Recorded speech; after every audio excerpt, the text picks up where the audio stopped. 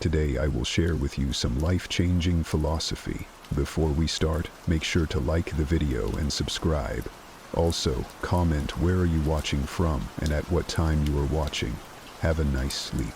Did you know that the ancient Stoics believed our lives could be dramatically transformed simply by changing our thoughts? This isn't just old philosophy. It's a proven science that top performers and successful people tap into every single day. Now, I know that might sound a bit out there, but stick with me. Today, we're going deep into how the wisdom of Stoicism, combined with modern strategies, can unlock a life of greater satisfaction and achievement. This isn't just about thinking positive. It's about creating a magnet in your mind that attracts everything you've ever wanted. So before we jump in, do me a quick favor. Hit that subscribe button. It's a simple way to show you appreciate the efforts we put into bringing you these insights, and trust me, you won't want to skip any part of this. We're about to uncover some life-changing ideas that can help you steer your life in directions you've always dreamed of, but perhaps never thought were possible. Let's get started and dive right into the heart of Stoicism, and how it can be the game changer in your personal and professional life. The idea that you can control your life by managing your thoughts and emotions might sound a bit like a superpower, but in reality, it's the core of Stoic philosophy. The Stoics believed that by mastering your internal state, you can influence your external reality. It's not about suppressing what you feel. Instead, it's about steering those feelings in a way that serves you better. Let's break it down. Think of your mind as a powerful tool, almost like a control room that dictates how you interpret and respond to what happens around you. Your thoughts and emotions are indeed powerful influences. They can dictate the quality of your day and even the direction of your life. Imagine them as a current pulling you along. If the current is positive, you'll likely see positive outcomes because you're open to them, expecting them, and thus more likely to make decisions that will lead to them. On the other hand, if you're constantly focused on the negatives, it's like setting yourself up for a self-fulfilling prophecy. The grocery store scenario perfectly illustrates this. If you go in thinking it's going to be a stressful experience, it probably will be.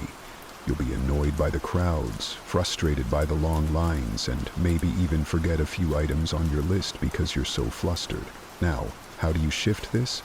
It starts with awareness. Be mindful of your initial reactions and gently guide them toward more constructive paths.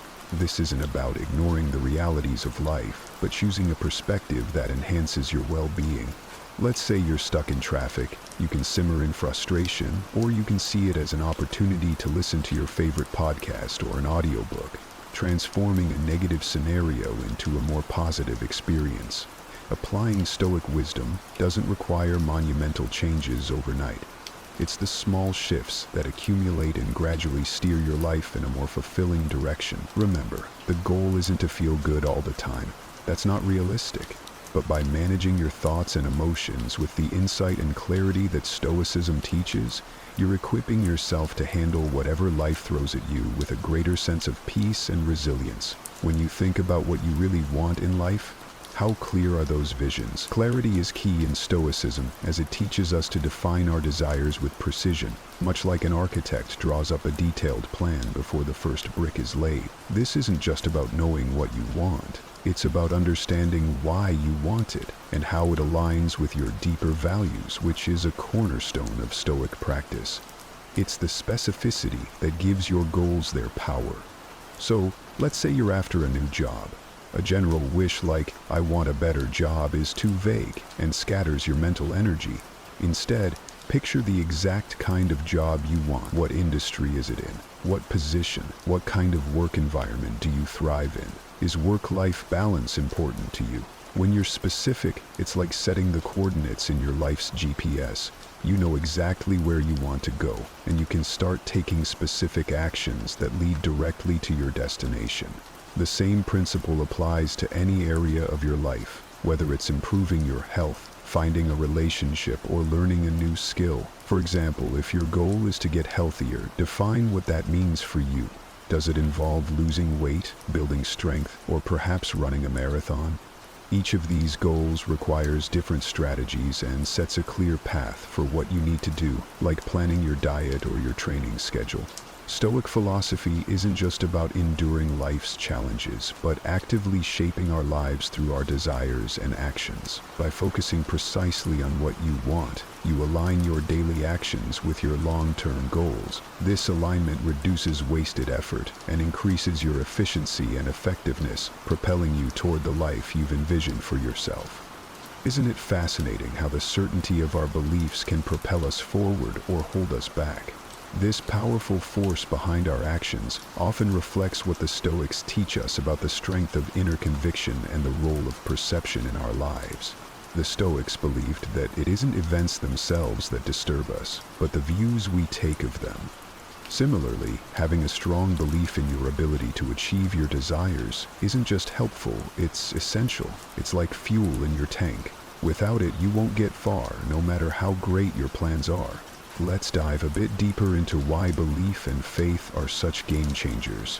Think about a time when you accomplished something you initially thought was out of reach. What shifted? At some point, you started to believe it was possible.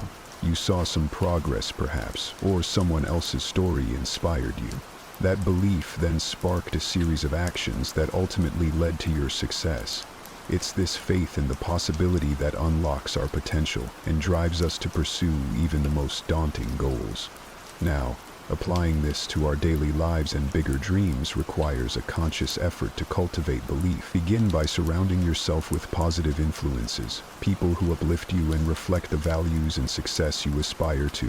Next, immerse yourself in knowledge. Read about others who have achieved what you want to achieve. Understand their mindset, their habits, and their strategies. Knowledge not only inspires but also equips us with practical steps to emulate similar successes.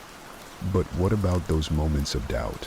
They're natural, but the Stoic approach would remind us to challenge them with logic and reason. Why shouldn't you succeed? If others can, why not you? Challenge each doubt with evidence of what you've already achieved, and remind yourself of your capabilities. Over time, this practice reinforces your belief system, making it robust enough to withstand setbacks and fuel your continued efforts. One of the most transformative practices we can incorporate into our daily routine is the simple act of acknowledging what we already have. It's about shifting our focus from what's missing to what's present. This is a key tenet of Stoic philosophy, which encourages us to distinguish between what we can control and what we can't, and to foster a deep sense of appreciation for the former. By cultivating gratitude, we not only enhance our own well-being, but also set the stage for more abundance to flow into our lives. The Stoics weren't just about enduring hardship. They were big on appreciating the beauty of life, how the little victories and the lessons learned even in defeat. They knew that gratitude strengthens the soul, making us more resilient to life's inevitable challenges. So how can we make this ancient wisdom actionable today? Start simple. Perhaps at the end of each day, reflect on 3 things that went well or that you were grateful for. These don't have to be groundbreaking events. Maybe you enjoyed a quiet cup of coffee, or maybe a stranger smiled at you on the street. It's about finding value in the small moments.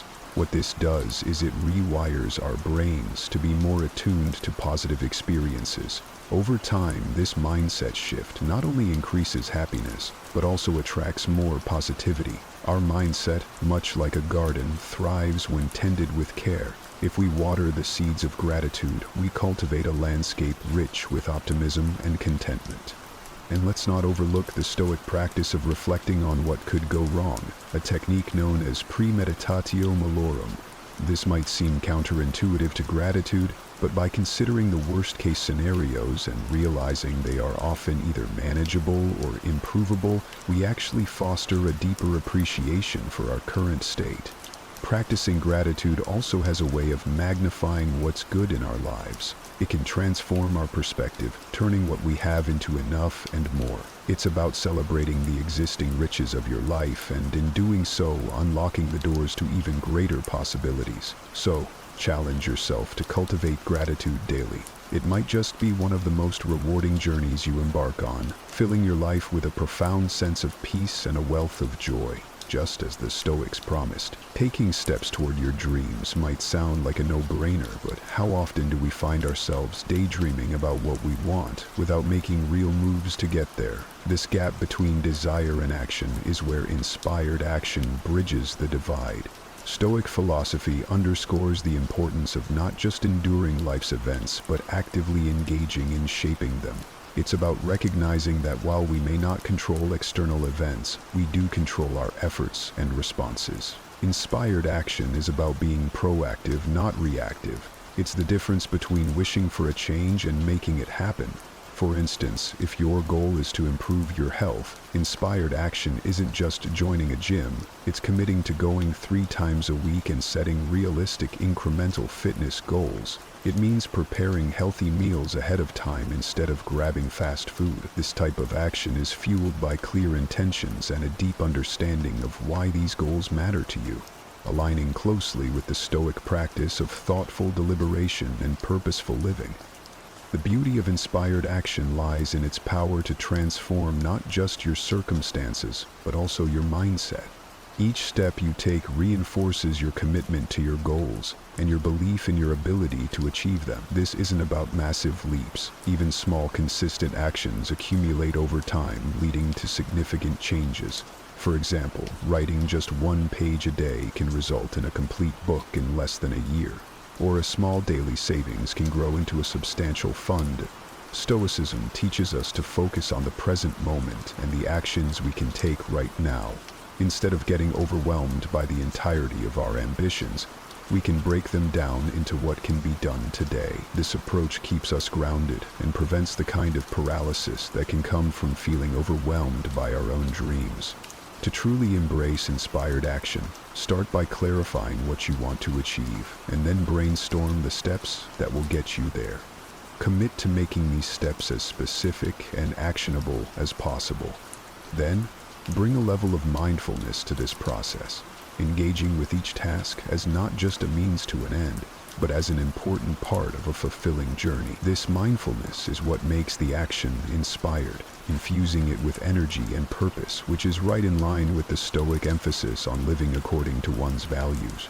Sometimes the biggest hurdles we face aren't from the outside world, but from within ourselves. It's almost like we have this inner critic that knows exactly how to undermine our efforts at just the wrong moments. This self-sabotage can be tricky because it often disguises itself as comfort or caution, but it's really fear holding us back. Recognizing and overcoming this can be one of the most liberating steps we take. Stoic philosophy, with its emphasis on self-awareness and control over one's reactions, provides a powerful framework to dismantle these internal barriers.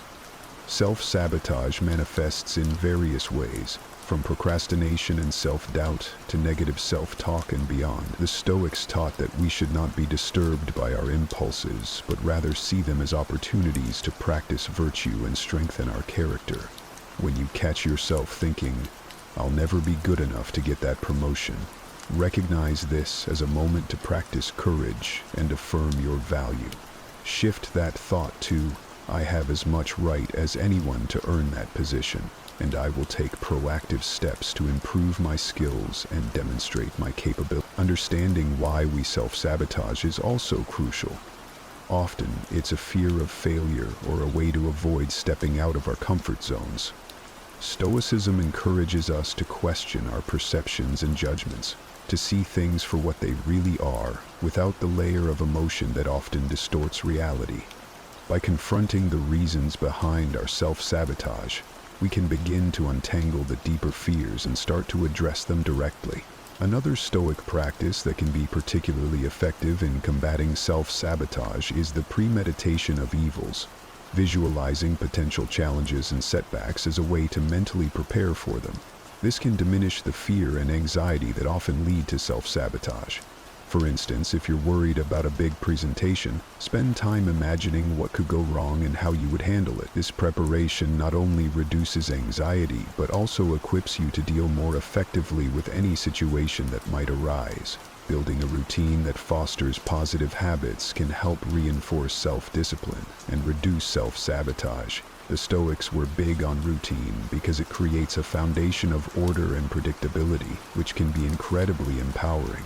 Start with small, manageable changes that align with your goals and gradually build them into your daily life. Over time, these positive habits will start to override the patterns of self-sabotage, helping you to build momentum and confidence in your capabilities. It's fascinating to think about how much our internal state can impact the world around us. Just like a radio transmitter, we are constantly sending out vibes based on our feelings and attitudes, which, in turn, can attract similar energies back to us. This idea of vibrations and energy might sound a bit mystical, but it actually aligns quite well with Stoic principles, which emphasize the importance of maintaining a composed and positive internal state in the face of life's fluctuations. The Stoics understood that while we can't control what happens to us, we do have power over how we respond, and these responses send out ripples into the world. When you operate from a place of gratitude and positivity, you're more likely to attract opportunities and people that resonate with those frequencies. It's like tuning your personal radio to the best possible station and enjoying the music that comes with it. But how do you maintain this positive frequency, especially when challenges arise? It starts with mindfulness, being aware of your thoughts and emotions without immediately reacting to them. By observing your feelings, you give yourself the chance to respond with intention rather than impulse. This is a core Stoic practice where the focus is on rationality and clear thinking. For example, if you encounter a setback at work, instead of spiraling into frustration or negativity, take a moment to assess the situation calmly. Ask yourself what can be learned and how you can grow from this experience. This kind of response not only keeps your vibrations high, but also opens up a pathway for more constructive outcomes. Furthermore, surrounding yourself with people who uplift and support you can significantly enhance your energy levels. Just as negativity can be contagious, so too can positivity. By choosing to spend time with those who embody the traits and energies you value, you reinforce your own desirable frequencies. These relationships act like amplifiers, boosting your signal and extending its reach. Incorporating practices that nurture a positive state of mind, such as meditation, journaling, or engaging in hobbies you love, can help stabilize your internal vibrations. These activities provide a reset button, helping you tune back into your best frequency. Especially after a tough day, they remind you of your ability to find joy and satisfaction in simple pleasures, reinforcing the Stoic belief in the value of self-sufficiency and inner peace. We all have those moments where it feels like we're our own worst enemy, right? Where it seems like we're fighting against our own desires and goals, creating resistance where there should be motivation. It's almost as if there's an invisible force field stopping us from moving forward. This kind of internal resistance is not just frustrating, it can actually be quite perplexing. Why would we stop ourselves from pursuing what we truly want? Stoicism offers a unique lens through which to view this phenomenon, suggesting that resistance often stems from misaligned beliefs and misplaced judgments. Understanding and overcoming this resistance is akin to navigating through a maze. The first step is awareness, recognizing that the resistance exists, and then digging deep to understand its roots. According to Stoic thought, many of our emotional responses are the result of false judgments. We might resist taking action on a new project or job opportunity because we've convinced ourselves that the potential negative outcomes outweigh the positives. Here, the Stoics would advise us to challenge these judgments by questioning their validity and realigning them with more rational, objective perspectives. Once we've identified the source of our resistance, the next step is to actively work through it. This involves reprogramming our thoughts to align more closely with our goals and values. For instance, if fear of failure is holding you back, remind yourself of the Stoic view that failure is not inherently bad. It's a natural part of human experience and a powerful opportunity for growth and learning. By shifting your perspective in this way, you gradually dissolve the resistance, turning barriers into stepping stones. Another Stoic strategy is to embrace challenges as part of the natural order of things. Just as nature faces storms and seasons of drought, so too must we face periods of struggle and resistance in our lives. Rather than fleeing from these challenges, Stoics recommend meeting them head-on with courage and resilience, trusting that we have the inner strength to overcome them. This doesn't mean that the path will always be easy, but it's through these efforts that we forge stronger characters and more fulfilling lives. Furthermore, actively practicing virtues like patience and perseverance can help ease the journey through resistance. Every small step taken in the face of resistance not only moves you closer to your goal, but also strengthens your resolve and self-discipline. This process of continual effort and overcoming is what builds true confidence and lasting change. It's all too easy to want instant results in our fast-paced world, isn't it? We plant seeds in our gardens and personal lives and then peek every few minutes to see if they've sprouted yet. But just like nature, real growth, whether it's personal development, professional achievements, or even relationships, takes time and patience, something that Stoicism teaches us to embrace wholeheartedly. Stoic philosophy encourages us to appreciate the process itself, not just the end result. It's about understanding that everything has its season, and that significant changes require a period of nurturing and waiting. For example, if you're working towards a major life goal like starting a new business or pursuing a degree, it's natural to feel impatient. However, embracing Stoic patience involves acknowledging that every step in the process is necessary and valuable, even those that seem to slow us down. This perspective shifts our focus from being solely outcome-oriented to finding value in the everyday journey. Each challenge faced and obstacle overcome contributes to our growth and should be seen as an integral part of the adventure. This doesn't mean we passively wait for things to happen. Instead, we actively engage in the process, applying ourselves diligently while knowing that some results simply cannot be rushed. It's like watering a plant. You provide it with what it needs, but you can't pull on the leaves to make it grow faster. Moreover, Stoicism teaches us to use this time wisely. While waiting for one goal to materialize, we can work on other aspects of ourselves or our lives. This could mean developing a new skill, deepening relationships, or simply taking time to reflect and meditate. Each of these activities enriches our lives and often ends up contributing to our primary goals in unexpected ways. Being patient also means being comfortable with uncertainty, another Stoic virtue. Sometimes, despite our best efforts, things don't go as planned. Here, the Stoic practice of staying present and adapting to circumstances without losing our inner peace becomes invaluable. It helps us maintain our composure and keeps us resilient against the frustrations that come with delays or setbacks. Sometimes, it feels like life is just a series of random events. But what if there's a pattern or a flow to it that we're just not seeing? This idea of aligning with the universe might sound a bit out there, but it's deeply rooted in the principles of Stoicism, which teach us about harmony and living in accordance with nature. By tuning into the rhythm of life and accepting that things happen for a reason, we can find a profound sense of peace and purpose. Stoic philosophy encourages us to live in agreement with nature, which includes the natural laws of the universe and our own true nature. This means understanding our roles and duties in life and acting in ways that are consistent with those responsibilities. For example, if you're naturally a creative person, aligning with the universe could mean pursuing a career or hobby that allows you to express that creativity rather than suppressing it in a job that doesn't suit you. But alignment isn't just about personal fulfillment. It's also about recognizing the interconnectedness of all things.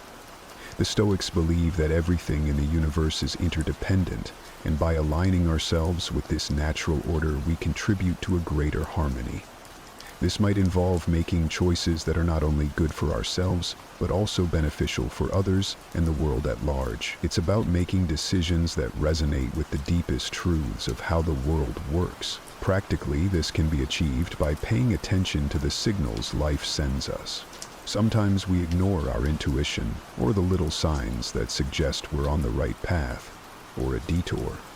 By being more mindful and reflective, we can start to notice these cues and use them as guides. Regular meditation or spending time in nature can help cultivate this awareness, creating quiet spaces in our lives where we can connect with the flow of the universe.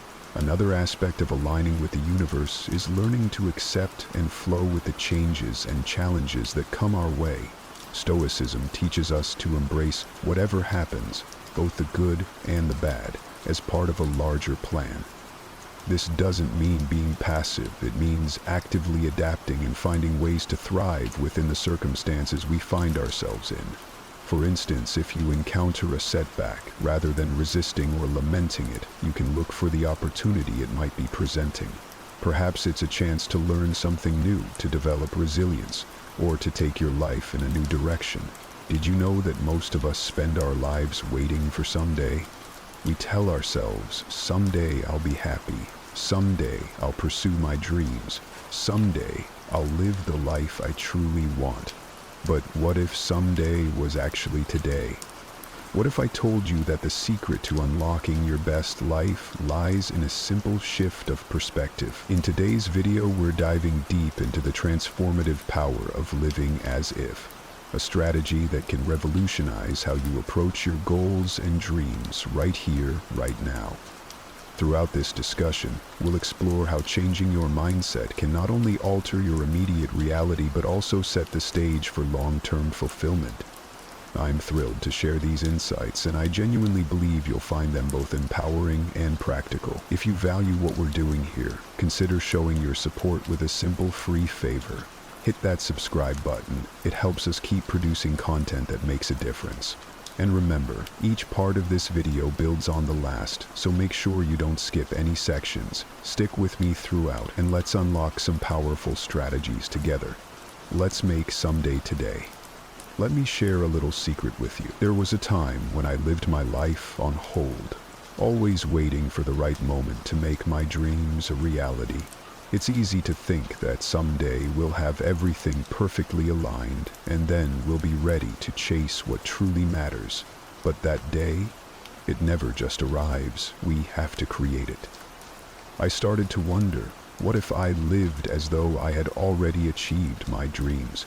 This shift in perspective was inspired by Stoic philosophy, which teaches us to focus on our responses to life's events rather than the events themselves. Stoics like Marcus Aurelius believed in using every moment as an opportunity to practice virtues like courage, wisdom, and self-discipline. So I asked myself, what would a successful version of me do today? Not tomorrow, not next year, but today? This approach transformed my life. Instead of waiting for opportunities, I began creating them. I acted with the confidence and intent of someone who had already succeeded, which led to opening doors I didn't even know existed. It was as if the universe began conspiring to help me succeed, because I was finally in tune with what I truly wanted and believed I could achieve it.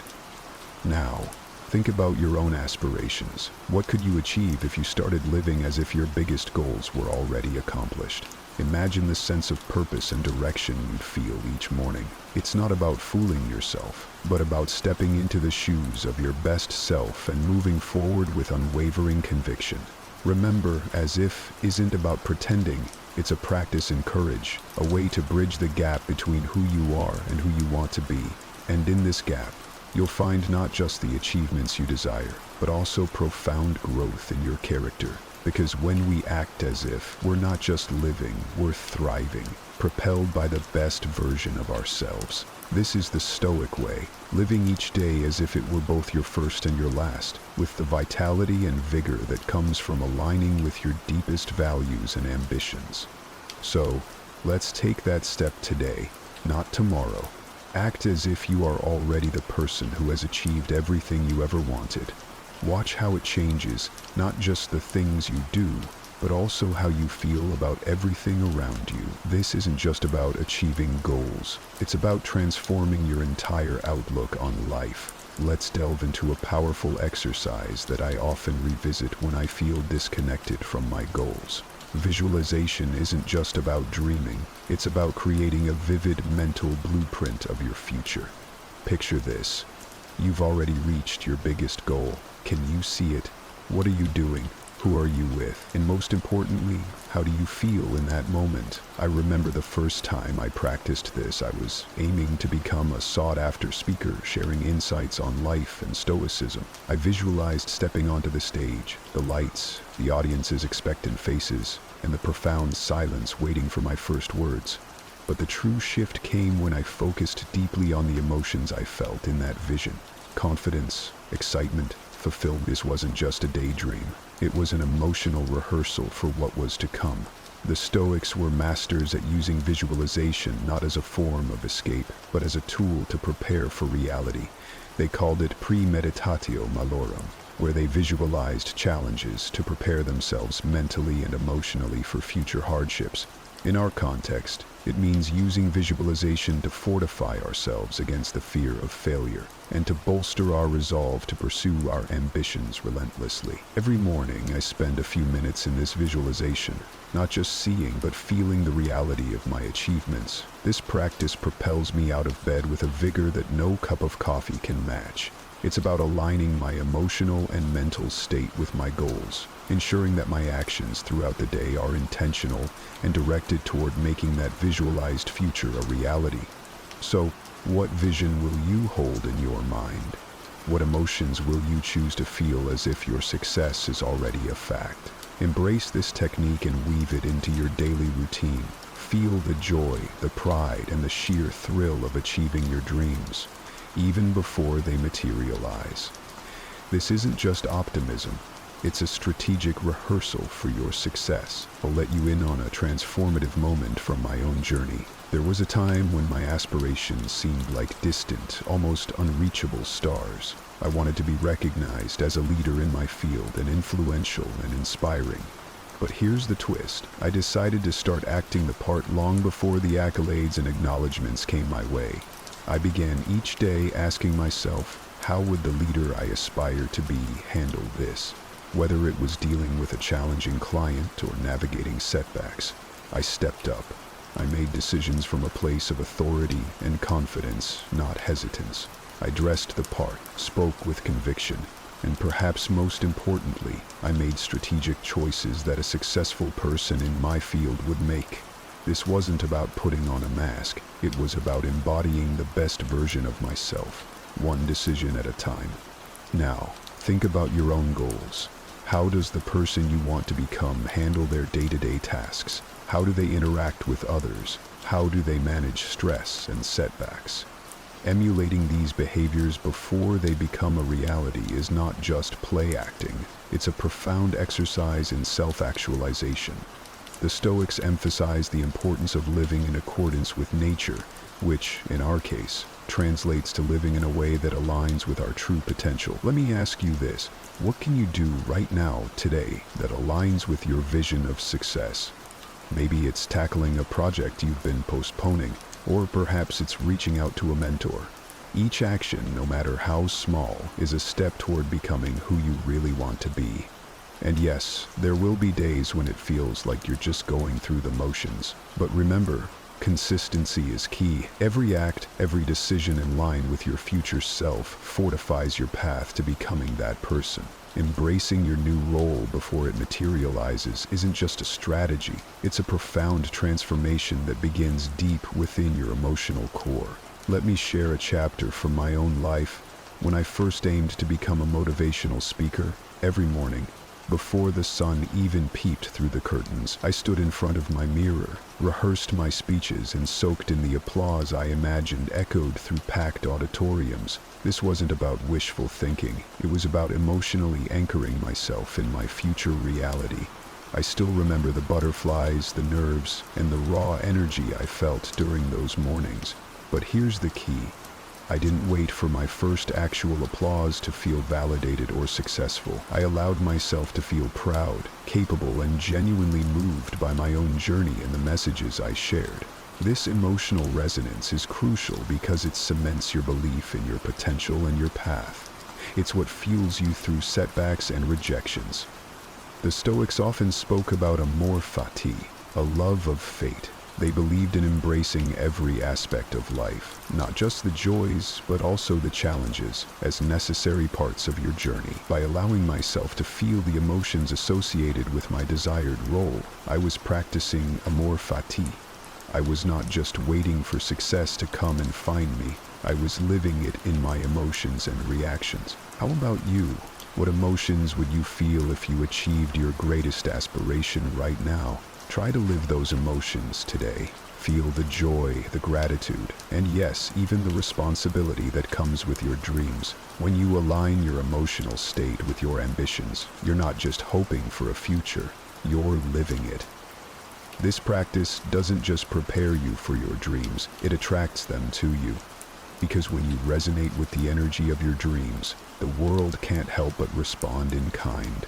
In my own journey, the realization hit hard that dreaming big wasn't enough. It had to be paired with daily, actionable steps. This lesson became clear when I committed to writing a book on Stoicism. The project was daunting, immense like a mountain looming before me. However, breaking it down into daily, manageable tasks transformed what seemed like an insurmountable challenge into a series of small, achievable victories. Every morning I made it a point to write at least one page. Some days the words flowed freely, other days it was like squeezing water from a stone. But regardless of the struggle, this daily discipline was non-negotiable. It wasn't just about progress on my book, it was about reinforcing my identity as a writer and a scholar of Stoicism. I was living proof of Marcus Aurelius' advice, "The color of your thoughts dyes your soul." By focusing on positive, proactive thoughts, I colored my soul with resilience and determination. Let's translate this approach to your goals. What's your mountain? Maybe it's starting a business, learning a new skill, or improving your health. Break it down. What can you do each day to move one step closer to your summit? It could be as simple as reading for 20 minutes, practicing a new language, or choosing a healthy meal over fast food. These actions might seem small in isolation, but cumulatively, they wield the power to transform your life. Now, I challenge you to think of 3 small actions you can take daily. Write them down. Make them as specific and time-bound as possible. For example, instead of saying, "I will work out more," say, "I will walk for 30 minutes at 7 a.m. This specificity acts as a mini contract with yourself, and fulfilling it daily builds integrity and self-trust. In the spirit of Stoicism, remember that it's not the actions themselves, but how we approach them that matters. Approach each small task with the same seriousness and dedication as you would your ultimate goal. This mindset shift is pivotal. Each small task completed is a brick in the foundation of your dreams. By committing to these daily actions, you're not just hoping for a better future, you're actively constructing it. Doubts and fears are companions on any journey worth taking. I recall the early days of my speaking career, standing backstage, heart pounding, palms sweaty, questioning if I was really cut out for this. What if I failed? What if the audience didn't resonate with what I had to say? These questions would swirl in my mind, threatening to undermine all my preparations and efforts. But then I would take a deep breath and remember a core Stoic principle. We suffer more often in imagination than in reality. Seneca, this realization was transformative. It reminded me that fear is often not rooted in the actual events that confront us, but in the shadows of our minds. Acknowledging this didn't make the fear disappear instantly, but it allowed me to see it for what it truly was, an internal obstacle, not an external truth. Facing skepticism, whether from within or from others, is a part of the process of pursuing anything that defies the status quo. To move past it, the first step is to simply acknowledge these fears without judgment. Say to yourself, "Yes, I'm scared. Yes, I have doubts." This acknowledgement is not a sign of weakness, but of profound courage. It is the first step in reclaiming your power from the clutches of fear. Next, ask yourself, what would I do if I weren't afraid? This question opens up a space for you to explore possibilities without the weight of fear. Often, it's not about eliminating fear, but about learning to move forward in spite of it. This is what the Stoics excel at. They harness their perceptions and focus on what is within their control, which is always their own actions and responses. Turn this into a practice. Each time you encounter a doubt or fear, write it down, acknowledge it. Then, write a counterstatement that reflects the action you would take if fear were not a factor. This practice not only helps in managing fears, but also builds a reservoir of courage and resilience that you can draw upon over time. When I first embarked on my journey to integrate Stoicism into my daily life, I quickly learned that the true challenge wasn't in understanding its principles, but in applying them consistently, every day, in every decision. I needed to embody patience, resilience, and wisdom, traits that are easy to admire but incredibly challenging to live out, especially when you're faced with the stresses and pressures of everyday life. I remember one particularly grueling week when everything that could go wrong did. Clients were unhappy, deadlines were missed, and my personal life felt just as chaotic. It was during these moments, these tests, that the power of consistency became crystal clear.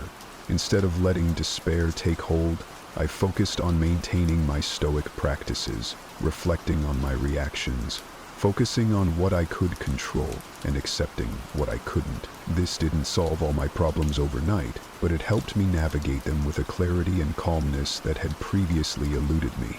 Consistency in our actions transforms what are singular acts into habits, and eventually into traits of our character. Marcus Aurelius wrote, "Your consistent acts create your reality." Each day, by choosing to act in alignment with my values, no matter the circumstances, I was not only developing resilience, but also actively creating the life I envisioned. Here's what I suggest to anyone watching this. Find your practice, your anchor. That thing that you commit to doing every day, no matter how small. It could be as simple as writing down 3 things you're grateful for, meditating for 5 minutes, or reading a page of a thought-provoking book. The size of the action isn't what transforms you, it's the regularity. It's about doing it on the days you feel good and pushing through on the days when you don't. Think of it as forging your own character in the fire of daily life. Each day is an opportunity to reinforce who you are and who you want to become. This consistency is what builds the bridge between your current self and the ideal self you envision. The happiness of your life depends upon the quality of your thoughts. In a world that constantly tries to dictate how we should feel, think, and act, imagine possessing the power to find inner peace and happiness, regardless of the circumstances swirling around you. That's not just powerful, it's revolutionary. It's about taking control, not of the world, but of something far more important and absolutely within our reach, our own minds. Stoicism teaches us resilience, gratitude, and the art of living a fulfilled life. But this isn't just a history lesson. It's about you, your life today. It's about facing the chaos of our modern world without losing your cool. It's about finding calm in the storm and happiness in the simplest of things. It's about transforming your mornings from something you dread into a powerful launchpad for a day filled with purpose and joy. So, if you've ever felt overwhelmed by the noise of life, if you've ever struggled to find a moment's peace, or if you're just curious about how ancient wisdom can be your secret weapon in the 21st century, stick around. This might just be the video that changes everything for you. Let's dive into the Stoic strategies that can help us craft not just a morning routine, but a life filled with intention, resilience, and true happiness. I implore you to give your full attention to this video from start to finish. If you've made it here, you're not like everyone else. You're a standout, someone who seeks depth and wisdom. Your dedication to absorbing this content in full sets you apart even further. This might sound like a fancy term, but it's actually a beautifully simple concept that comes from Japan. It's about discovering that sweet spot where your passions, skills, societal needs, and what you can be paid for all intersect. It's your unique reason for being. Imagine waking up each morning fueled by a clear purpose that excites you, something that makes the thought of hitting snooze irrelevant. Marcus Aurelius wasn't just about enduring life's hardships with a stiff upper lip. He was deeply invested in the idea that we're all here to play our part, to contribute something meaningful. He urged us to approach each day as an opportunity to fulfill our role with integrity and passion. Now, think about that in the context of Ikigai. It's not just about finding what you love. It's about aligning it with what the world needs and what you're good at. That's where the magic happens. But how do you start uncovering your Ikigai? It begins with some introspection. Ask yourself, What am I passionate about? What am I good at? What does the world need from me? What can I get paid for? It's okay if the answers don't come to you right away. This is about the journey, exploring different facets of your life and interests and seeing where they converge. This quest for your ikigai isn't just some fluffy, feel-good exercise. It's about setting the foundation for a life that's rich in meaning and satisfaction. When you align your daily actions with your deeper purpose, even mundane tasks gain significance. Your relationships start to flourish because you're more present and engaged. Your creativity soars because you're aligned with your true passions. And overall happiness? Well, it becomes more of a constant companion than a fleeting visitor. So, as you think about setting your alarm for tomorrow morning, consider what ikigai means for you. What could be so compelling that you leap out of bed, eager to start the day? Remember, this isn't about overnight transformation. It's a process, a gentle unfolding. And as Marcus Aurelius would remind us, it's about doing the work, day by day, with dedication and honor. Finding your ikigai isn't just about personal fulfillment. It's about embracing your role in the larger tapestry of life, contributing your unique thread to the ever-evolving human story. The ancient Stoics, particularly Marcus Aurelius, were big on the idea that our actions should be purposeful, not just random acts thrown into the wind, but deliberate steps guided by our inner compass. This philosophy extends beautifully into how we prepare for the day ahead, starting the night before. Here's the deal. The quality of your morning begins with how you spend your evening. It's tempting to binge watch your favorite series until the wee hours or scroll through social media until your eyes blur. But let's pause and consider how that sets you up for the next day. Your brain needs time to unwind, to process the day's events, and to recharge for what's ahead. That's where a solid pre-sleep routine comes into play. Imagine treating your evening routine with the same respect and intention as you would any other important aspect of your life. This isn't about rigid self-discipline that sucks the joy out of your evenings. It's about creating a space that supports your well-being and aligns with your goals for the next day. For instance, limiting screen time an hour before bed isn't about denying yourself relaxation. It's about giving your mind the cue that it's time to wind down, making it easier to fall asleep and wake up feeling refreshed. Planning a bit for the next day can also be a game changer. It could be as simple as jotting down your top 3 priorities for tomorrow. This act alone sets a clear direction, ensuring you wake up with a sense of purpose. And here's where the Stoic mindset really shines. It's about acknowledging what's within our control and letting go of what's not. We might not be able to control every detail of our day, but we can certainly influence how we start it. And let's not forget about some deep breathing or meditation to calm the mind. This practice isn't just fluff. It's a powerful tool that signals to your body that it's time to rest. Inhaling deeply and exhaling slowly helps reduce stress, lower your heart rate, and prepare your body for deep, restorative sleep. It's like pressing the reset button, ensuring you wake up not just physically refreshed, but mentally and emotionally as well. In today's always-on world, this might sound like a Herculean task, but it's absolutely vital for setting the tone of your entire day. Picture this. The first moments of your morning, untainted by the digital clamor of emails, social media notifications, or the buzzing news cycle. It's just you, your thoughts, and the serene quiet of the dawn. That's not just refreshing, it's empowering. Marcus Aurelius was a strong advocate for living with intention and focus. He wasn't distracted by the notifications of ancient Rome, and believe me, he had his share of distractions. Instead, he emphasized the importance of concentrating on the present moment and the task at hand. He knew something that's even more relevant today. The quality of your attention determines the quality of your life. So, how do we apply this ancient wisdom in the modern age?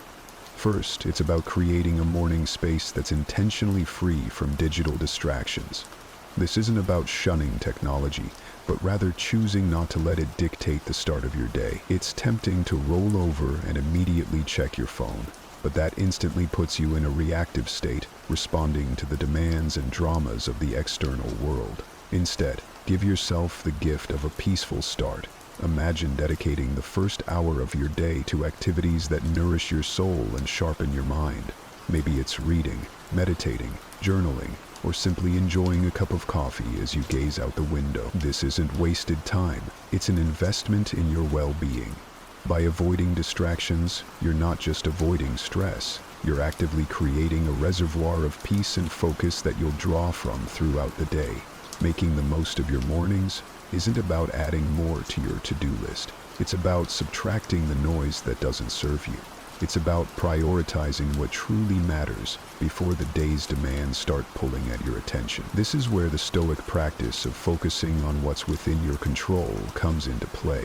You might not be able to control the flood of emails waiting for you, but you can control how and when you choose to engage with them. So tomorrow, challenge yourself to start the day on your terms. Resist the urge to dive into the digital world first thing.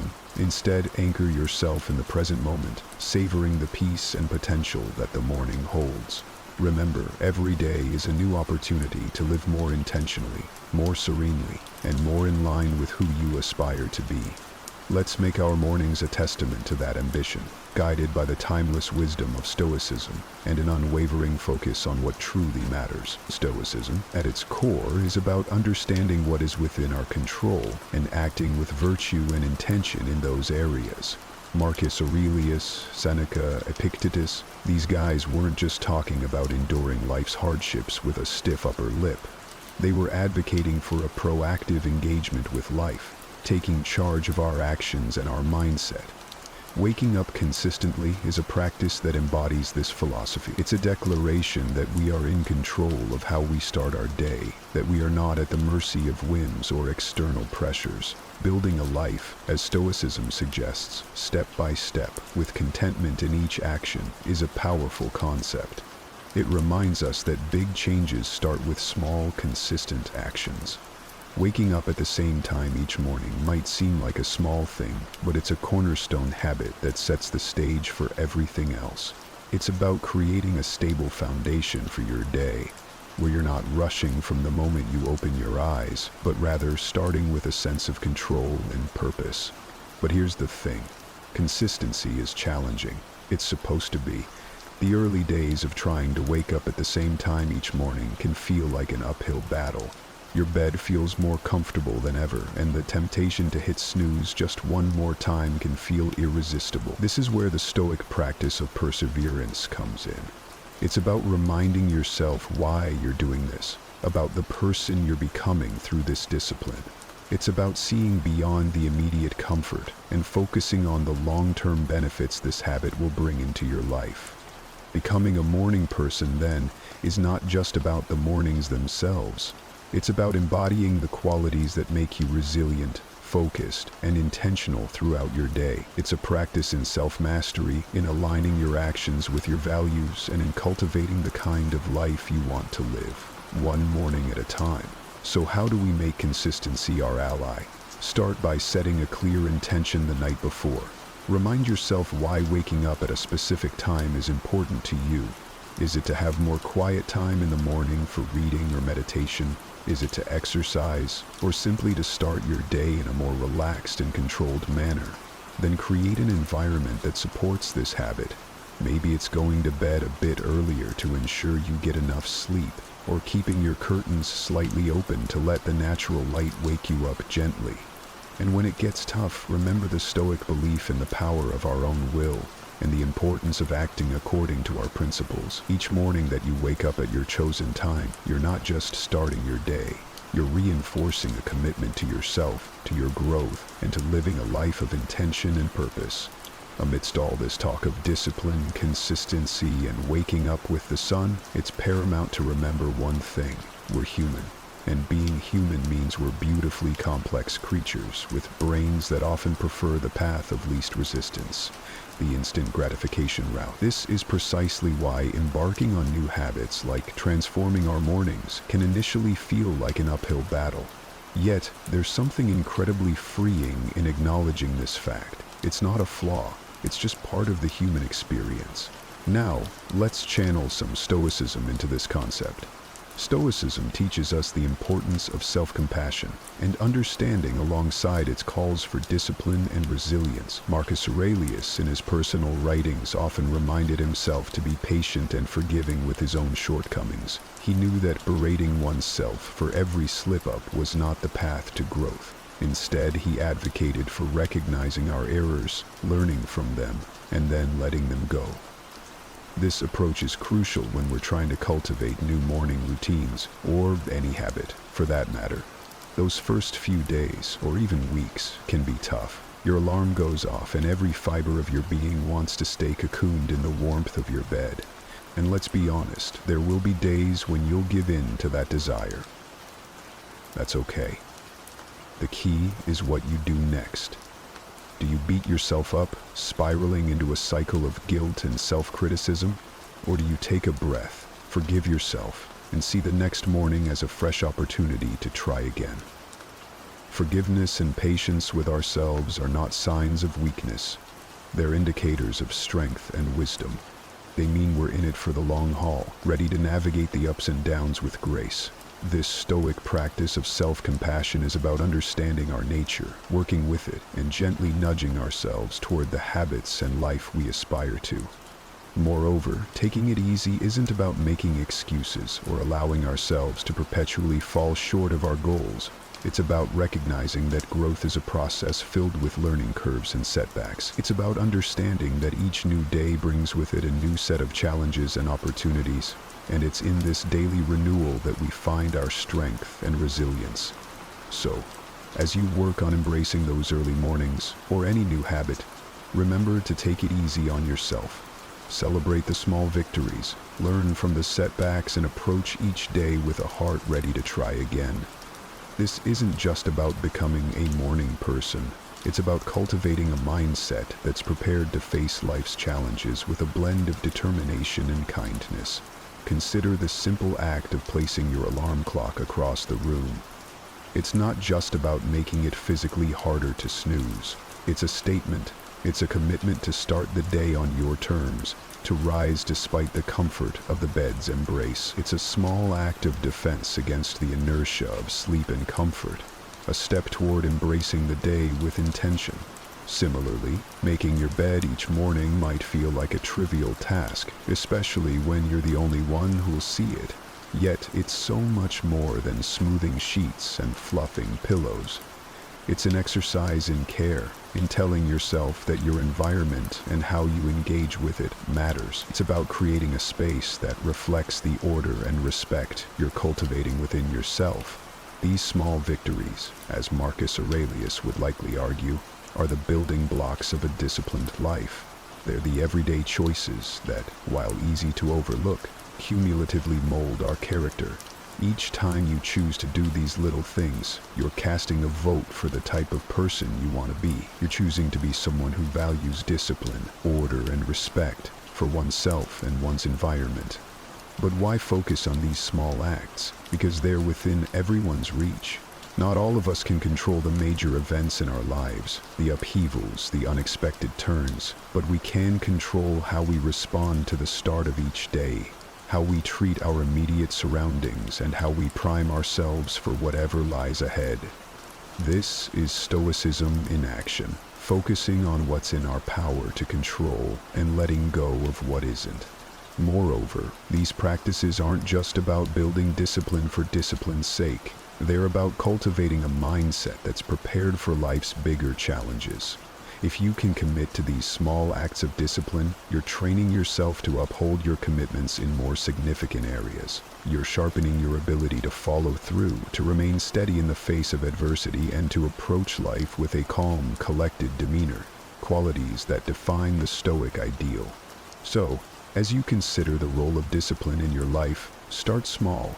Look for those everyday opportunities to practice self-control and order. Remember, it's in these moments, in the quiet of the morning, when you decide to rise and face the day with intention, that your character is forged. These practices are not just chores or tasks. They're rituals, imbuing your day with purpose and your life with a sense of direction and meaning. The idea here is simple yet profoundly impactful. Sharing your goals with someone who not only supports you, but also holds you accountable can significantly amplify your chances of success. It transforms a personal journey into a shared adventure, making the path to fulfilling your morning routine and ultimately your life's purpose less daunting and more enjoyable. Think of your accountability partner as your ally in the pursuit of self-improvement. This person is there to remind you of your commitments when the warmth of your bed feels too comforting to leave in the early hours. They're there to encourage you when progress seems slow and to celebrate your victories no matter how small. This relationship is a two-way street. It's about mutual support and encouragement, grounded in the understanding that we're all striving to be the best versions of ourselves. The Stoics, including Marcus Aurelius, Seneca, and Epictetus, often emphasize the importance of community and relationships in the development of character and virtue. They believed in the power of wisdom shared, in learning from one another, and in the strength that comes from knowing you're not alone in your struggles. Finding an accountability partner in today's world is a nod to this timeless wisdom, recognizing that while the journey towards self-discipline and purpose is personal, it need not be solitary. Moreover, an accountability partner can help you see blind spots in your routine or approach that you might miss on your own. They can offer new perspectives and insights that can catalyze your growth in unexpected ways. This partnership is about more than just checking in to see if you woke up on time or followed through on your morning meditation. It's about engaging in meaningful dialogue about what's working, what isn't, and how you can both support each other in making adjustments. So, how do you find this accountability partner? Look for someone who shares your commitment to growth and self-improvement. This could be a friend, a family member, or even a colleague. The key is to choose someone you trust. Someone with whom you can be open and honest about your goals, struggles, and successes.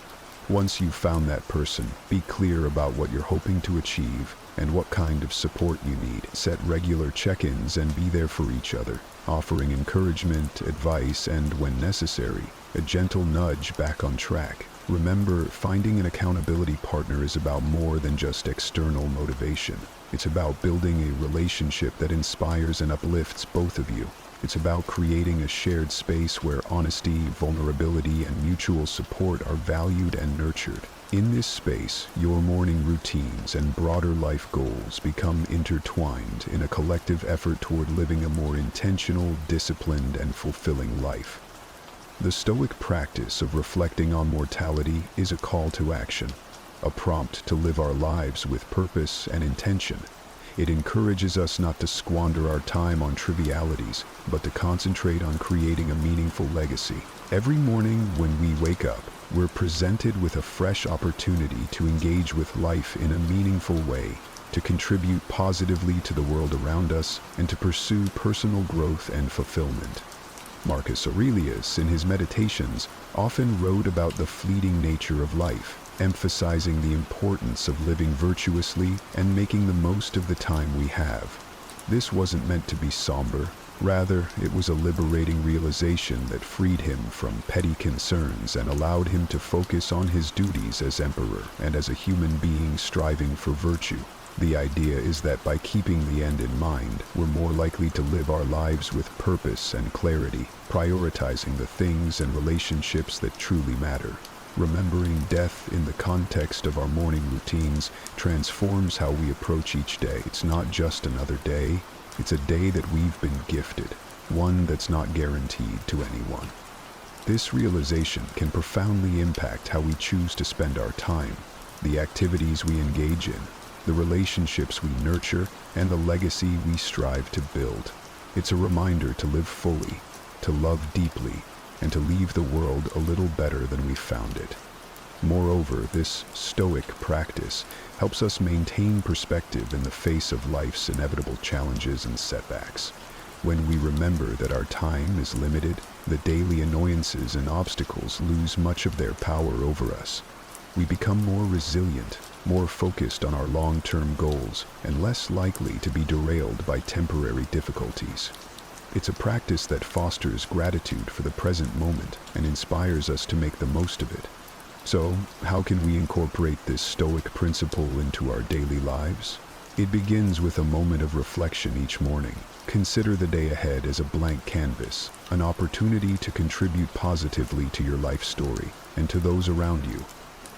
Ask yourself, if this were my last day, would I be proud of how I'm choosing to spend it? This doesn't mean living in a constant state of existential crisis, but rather cultivating a deep appreciation for the now, for the opportunity to live, learn, and love. In embracing the Stoic practice of remembering death, we're not focusing on the end, but on the present and how we choose to live each day. It's a powerful antidote to complacency and a reminder to live our lives with intention, purpose, and gratitude. So let's greet each morning with the awareness that it is a gift, an opportunity to craft a life that's rich in meaning and aligned with our deepest values. This is the essence of living stoically, making the most of our finite time in this world to create a legacy that endures. We're often told to focus on the positive, to visualize success and happiness in order to attract them into our lives. However, the Stoics, in their profound wisdom, offer a different perspective, one that's not only practical but incredibly empowering. Negative visualization isn't about pessimism. Rather, it's a tool for resilience, preparation, and ultimately, greater appreciation of the present. The essence of this practice is to periodically imagine the challenges, losses, or difficulties you might face in life. This could range from minor inconveniences, like a missed bus or a rainy day, to more significant hardships, such as the loss of a job or a loved one. The purpose isn't to dwell on these scenarios in a way that breeds fear or anxiety, but to mentally rehearse how you would cope with such situations should they arise.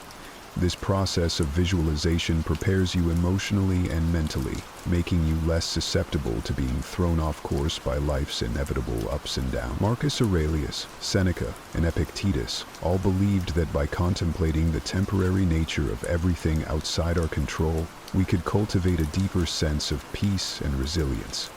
This practice encourages us to focus on what we can control, our responses, our attitudes, and our actions. Incorporating negative visualization into your morning routine can transform how you approach your day. Instead of stepping out the door, blind to the potential challenges ahead, you're mentally equipped to face them. It's like a mental training session where you strengthen your resilience muscles, so when life inevitably throws a curveball your way, you're not knocked off your feet. You've already rehearsed this moment in your mind and can draw upon your pre-visualized strategies to navigate through it. Moreover, this practice has a beautiful, somewhat paradoxical effect. It enhances our gratitude for the present moment. By imagining life without some of the things we take for granted, we come back to reality with a renewed appreciation for them. It's a reminder of how much we have to be thankful for right now, in this moment. This isn't about dwelling in fear of loss, but about using the thought of it to deepen our appreciation for the here and now. So how do we practice negative visualization in a healthy, constructive way? Start with a few moments in the morning to contemplate potential challenges of the day or broader future possibilities. Visualize how you would ideally respond, what strengths you would draw upon, what lessons you could learn, and how you could grow from the experience. Then, let go of the visualization and proceed with your day, carrying with you a sense of preparedness and an enhanced appreciation for your current circumstances. Incorporating gratitude into our lives, especially as we end our day, can have a transformative impact on our well-being and outlook. Keeping a gratitude journal is a beautifully simple yet profoundly effective way to cultivate this sense of appreciation. It's about taking a few moments before we sleep to reflect on the day and jot down a few things we're grateful for. This could be anything, from a kind gesture from a stranger, a beautiful sunset, the completion of a challenging task, or simply the comfort of our bed waiting to embrace us at the end of a long day. The act of writing down what we're grateful for shifts our focus from what's lacking in our lives to the abundance that's already present. It's a practice that aligns perfectly with Stoic teachings, which emphasize focusing on what we have rather than what we don't, on what's within our control rather than what isn't. This shift in perspective not only sets the stage for a peaceful night's sleep free from the turmoil of unfulfilled desires or lingering frustrations, but it also primes our minds to begin the next day with a sense of purpose and appreciation. But why end the day with gratitude? Because it allows us to close our day on a note of positivity, regardless of the challenges we may have faced. It's a way of reaffirming the good in our lives, of finding peace even in turmoil, and of nurturing a mindset that sees opportunities for growth and joy in every circumstance. This nightly practice of gratitude creates a ripple effect, influencing not just how we sleep, but how we wake up and approach our mornings. It transforms our first thoughts of the day from groans over the alarm clock to a quiet anticipation of what the new day holds, what new things we might discover to be grateful for. Moreover, this practice of appreciating our life extends beyond our personal sphere. It enhances our relationships as we become more attuned to the value of those around us and more expressive of our appreciation for their presence in our lives. It deepens our connection to the world as we become more observant of and thankful for the beauty and wonder that surround us, often in the most mundane moments. So, as we consider the multitude of strategies to enrich our mornings and, by extension, our lives, let's not overlook the power of ending our day with gratitude. It's a practice that embodies the Stoic pursuit of a good life, one marked not by external achievements or material possessions, but by inner peace, contentment, and a deep-seated appreciation for the present moment. As we wrap up this journey through the 10 strategies inspired by Stoicism, it's clear that each step, each practice is more than just a task. It's a pathway to cultivating a life of intention, resilience, and profound gratitude. Embracing these practices doesn't mean every day will be perfect, but it does mean that every day will be met with a stronger, more grateful, and more resilient you. You have within you the power to transform not just your mornings, but your entire life into a reflection of the Stoic ideals of virtue, wisdom, and contentment. Imagine standing on the edge of your greatest potential, but feeling something holding you back. That's self-doubt, quietly eroding your dreams and confidence. Real confidence isn't just a feeling, it's a skill, a mindset that shapes your path in life. The level of success you achieve is strongly tied to how much you believe in yourself. Think about how often raw talent and potential are held back by fear and uncertainty. So, think happiness without fear and uncertainty. Today, we're going to explore practical, powerful tips designed to help you build your self-confidence. These aren't just ideas, they're real, actionable steps that apply to everyday life, created to guide you toward becoming your best self. Remember, building self-confidence isn't about changing who you are. It's about removing the doubts that hide the strong, capable person you've always been. Before we get started, if you find this helpful, please like the video to help spread the message. Now, let's jump in. Number 1, understand yourself. Discovering who you are isn't just a journey, it's the foundation of regaining lost self-confidence. Take a moment and think about what drives your actions. Are they fueled by genuine beliefs, or are you just mirroring what's expected of you? The essence of Stoicism, as taught by thinkers like Epictetus, lies in this introspection. It's not just about identifying your strengths and weaknesses, but understanding the core of your being.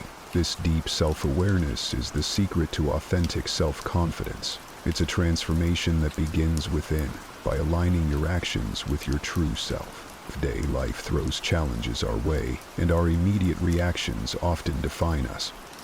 When faced with these moments, pause and reflect. Are your responses a true reflection of your beliefs, or are they knee-jerk reactions to external pressures? Building self-confidence is about more than just being brave. It's about making choices that resonate with who you really are. This authenticity breeds confidence that resonates higher. When you act in harmony with your true self, each decision reinforces your self-belief, nurturing a confidence that's deeply rooted and unwavering. Number 2, Focus on what really matters and ignore the rest. Stoicism isn't just an ancient philosophy. It's a beacon for modern souls swimming in a sea of distractions. Think about the last time you truly felt in control. Was it when your mind was jumping from social media alerts to the latest news, or when you were deeply immersed in something that really mattered to you? Marcus Aurelius, a Stoic emperor, wisely said, "Our life is what our thoughts make it. Your focus shapes your reality." It's a powerful tool, yet so many of us let it rust in the hustle of everyday life. Regaining focus means identifying what steals it. Maybe it's the constant buzz of your phone, the desire to please everyone, or worries that cloud your thoughts. Recognize these thieves and consciously limit their power over you. Set boundaries, like tech-free hours, or practice the art of saying no to demands that drain your energy. Strengthen your focus like a muscle. Meditation isn't just trendy. It's a time-tested method to anchor your thoughts in the present. Start your day by asking, "What's the one thing I need to achieve today?" This clarity cuts through the noise, making your actions more intentional and your path more confident. Remember, focusing is more than a skill. It's your gateway to inner peace and self-assurance. By channeling your attention to what's crucial, you're not just ticking off tasks, you're building a fortress of calm in a chaotic world. This is the Stoic way, understanding that the power to focus isn't just about getting things done, but about crafting a life of purpose and confidence. Number 3, understand that some things can't be changed. Have you ever felt like you're pushing against an immovable wall? It's exhausting and honestly a bit pointless. That's the thing about life. Some aspects simply won't budge, no matter how hard we try. But here's a powerful twist from Stoicism. It's not about how hard you push, but knowing what to push and what to let be. This is the crux of regaining your lost confidence. It's not about surrender. It's about smart strategy. Let's break it down. We all have moments when we feel helpless, like we're trapped in a whirlwind of things we can't control.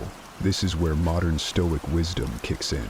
Ask yourself, am I trying to control the uncontrollable? Here's a reality check.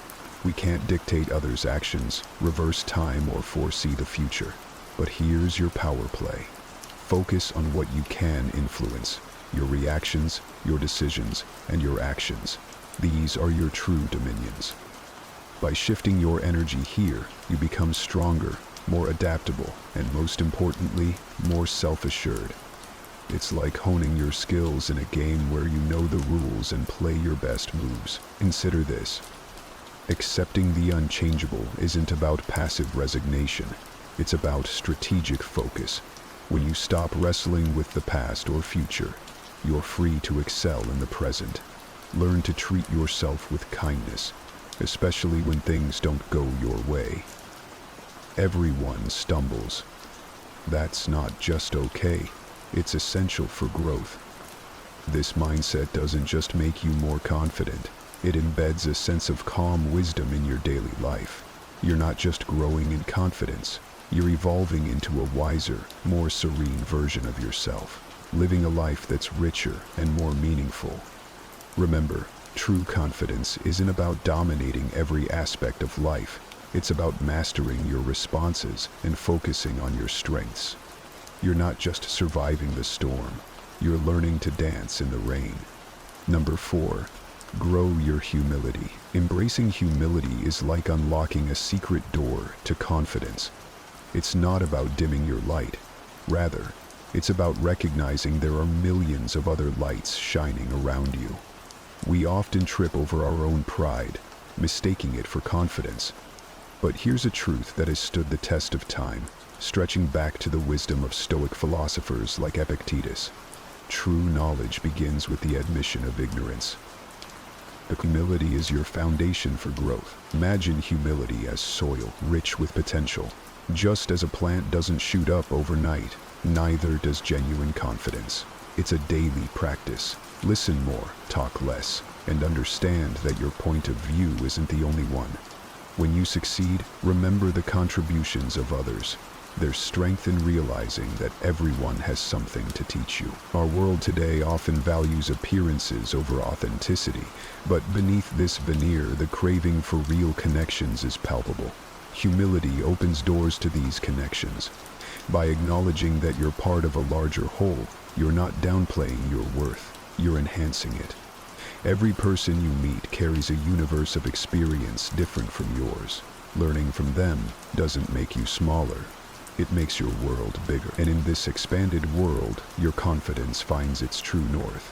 When you credit others for their successes and see their value, you're not just showing respect, you're weaving a rich tapestry of perspectives. It's not about who's right, it's about being open to the endless learning that life offers. This approach not only deepens your relationships, but also solidifies your confidence on a foundation of mutual respect and continuous learning. The journey of humility is also an inward one. It involves the courage to look at yourself honestly, to acknowledge your mistakes, and to take steps to correct them. This self-awareness is a powerful tool for growth. It's about being grateful for your life, your loved ones, and the opportunities that come your way. Gratitude keeps you grounded and connected, reminding you that you're part of something bigger. As you cultivate humility, you don't just grow in confidence, you become a beacon for others, inspiring respect and admiration. Remember, a wise 21st century Stoic sage knows that humility isn't a sign of weakness, but a badge of strength, a testament to your willingness to learn, to grow, and to connect deeply with the world around you. As we continue exploring this topic, if anything has resonated with you so far, I encourage you to share your thoughts below. A brief comment like, "I believe in myself," is a wonderful way for us to connect. And if you're looking forward to more videos like this, hitting the subscribe button is the way to go. Now, let's further unravel the nuances of our discussion. Number 5. Build up your toughness. Toughness isn't a gift at birth. It's a skill honed through life's fires. Stoicism teaches this art beautifully, turning life's harshest lessons into our greatest strengths. Think of toughness as your shield in life's battles, not just to withstand blows, but to emerge victorious, learning and growing with each challenge. As the wise Seneca said, it's not the events but our reaction to them that truly defines us. Part 2 contest completed. Every stumble, every faltering step is a chance to rise stronger. When life throws curveballs, instead of shrinking back, ask yourself, what lesson lies here? This shift in perspective transforms each obstacle into a stepping stone, edging you closer to wisdom and resilience. Resilience is the heart of Stoic toughness. It's about facing challenges with courage, not avoidance or fear. Each time you overcome a hurdle or confront a fear, you're not just surviving, you're evolving into a more confident and capable individual. Remember, resilience isn't just about enduring the storm, it's about learning to dance in the rain, whether it's tackling a long overdue task or navigating through personal loss. Approach each situation with a Stoic mindset. Focus not on the event, but on how you handle it. Face life's trials with confidence, knowing that each one is an opportunity for growth and fortification. True Stoic toughness involves a blend of acceptance, long-term vision, gratitude, and community. Understand that life's path isn't always smooth or fair, but it's traversable with strength and grace. This acceptance isn't surrender, but a recognition that challenges are integral to life and that we're well equipped to handle them. Toughness also means looking beyond today's troubles, considering how current struggles will shape your future resilience, and cultivate gratitude. It's a beacon of hope in tough times, transforming your perspective on challenges into opportunities for growth. And don't underestimate the power of community. Surrounding yourself with supportive people not only uplifts you, but also reinforces the idea that you're not facing life's battles alone. This Stoic journey of building toughness is a lifelong commitment to growth and learning. Every experience, joyous or challenging, is a lesson in understanding yourself and the world around you. Embrace life's fluctuations with the trust that you have the strength and wisdom to thrive, no matter the obstacle. In essence, Stoic toughness is a profound roadmap for navigating life.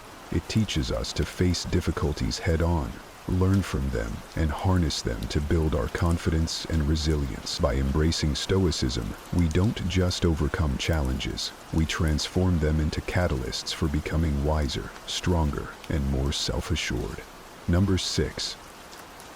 Know and live by your personal beliefs. Have you ever felt like you're drifting, unsure of where you stand in the swirling currents of life? It's a common feeling, but there's a powerful anchor available to you: your personal beliefs. These aren't just idle thoughts. They are the bedrock of genuine, enduring confidence. Think of your most cherished values: honesty, loyalty, bravery, kindness. These aren't just words. They're signposts guiding your journey. Living in harmony with these values isn't a casual affair. It demands daily commitment, a steady hand steering the ship of your life through both calm and stormy seas. Now, let's talk about integrity. A word as strong as steel. Living with integrity means your actions are in perfect sync with your beliefs. Yes, it's challenging, especially when the world tries to sway you from your path. But here's where the transformation occurs.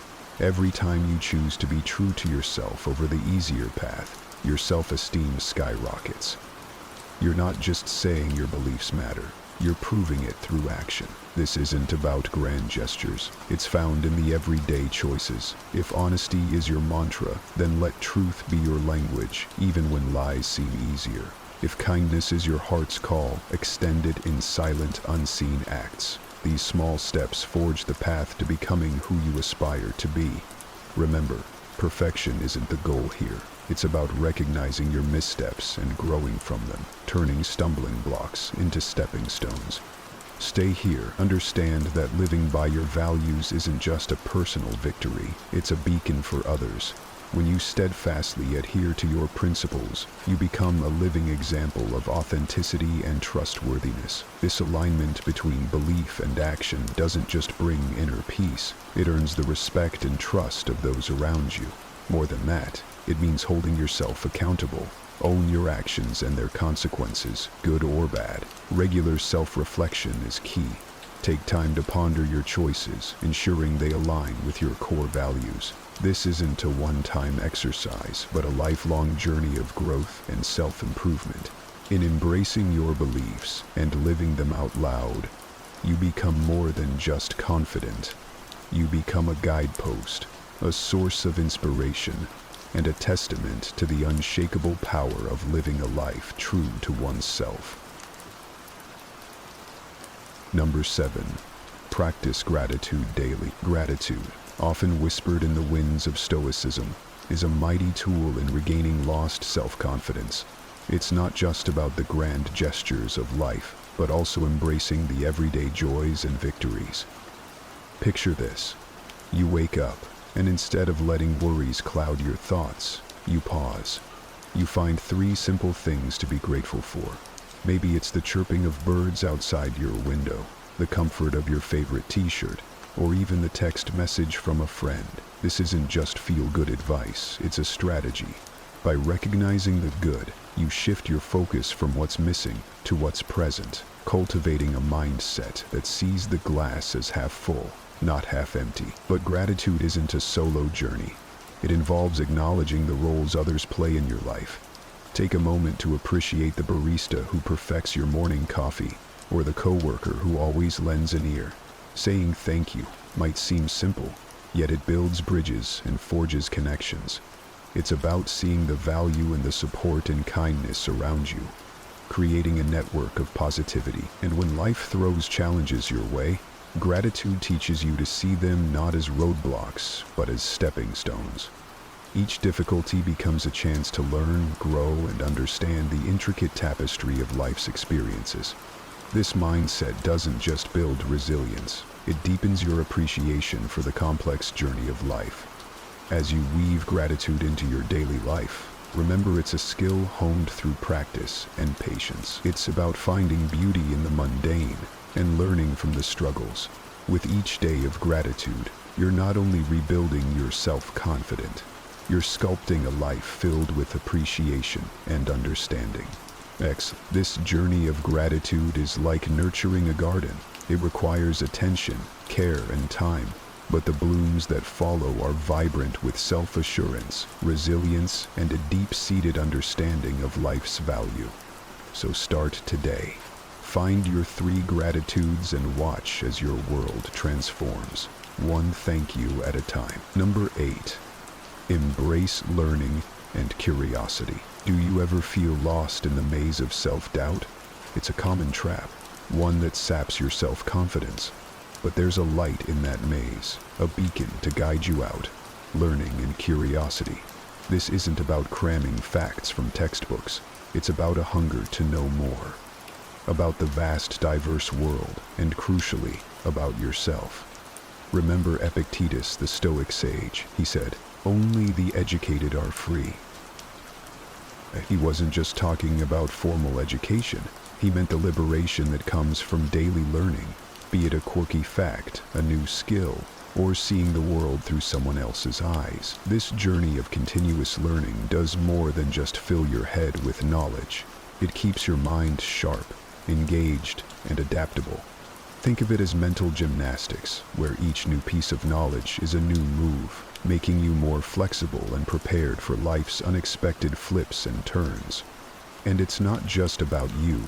By understanding different viewpoints, you're not just expanding your mind, you're growing your heart. Talking to people with lives and beliefs different from your own doesn't just teach you new things.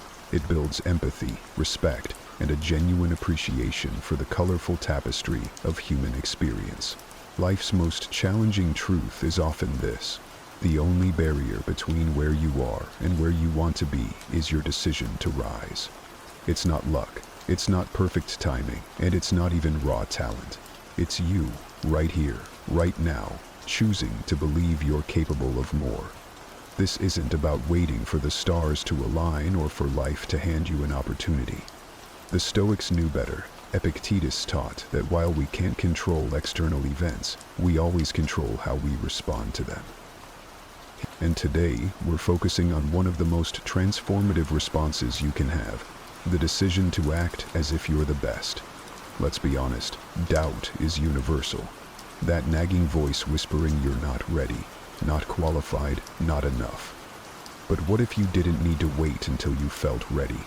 What if the secret to becoming the best was deciding to carry yourself like you already are?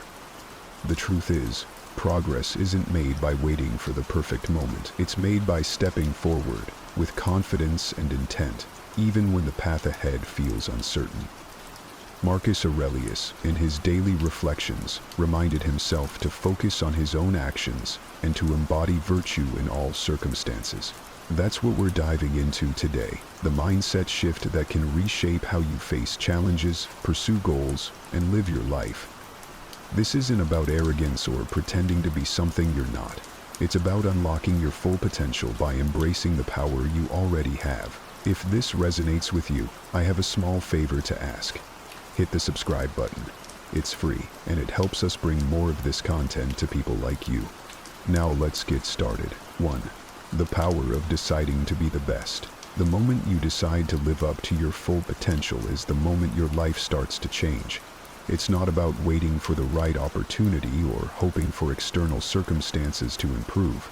It's about making an internal decision, a decision to show up every day as the best version of yourself.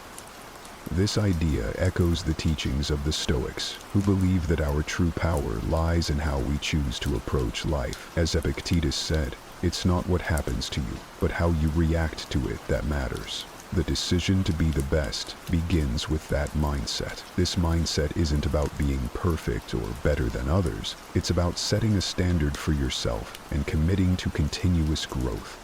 The Stoics understood this well.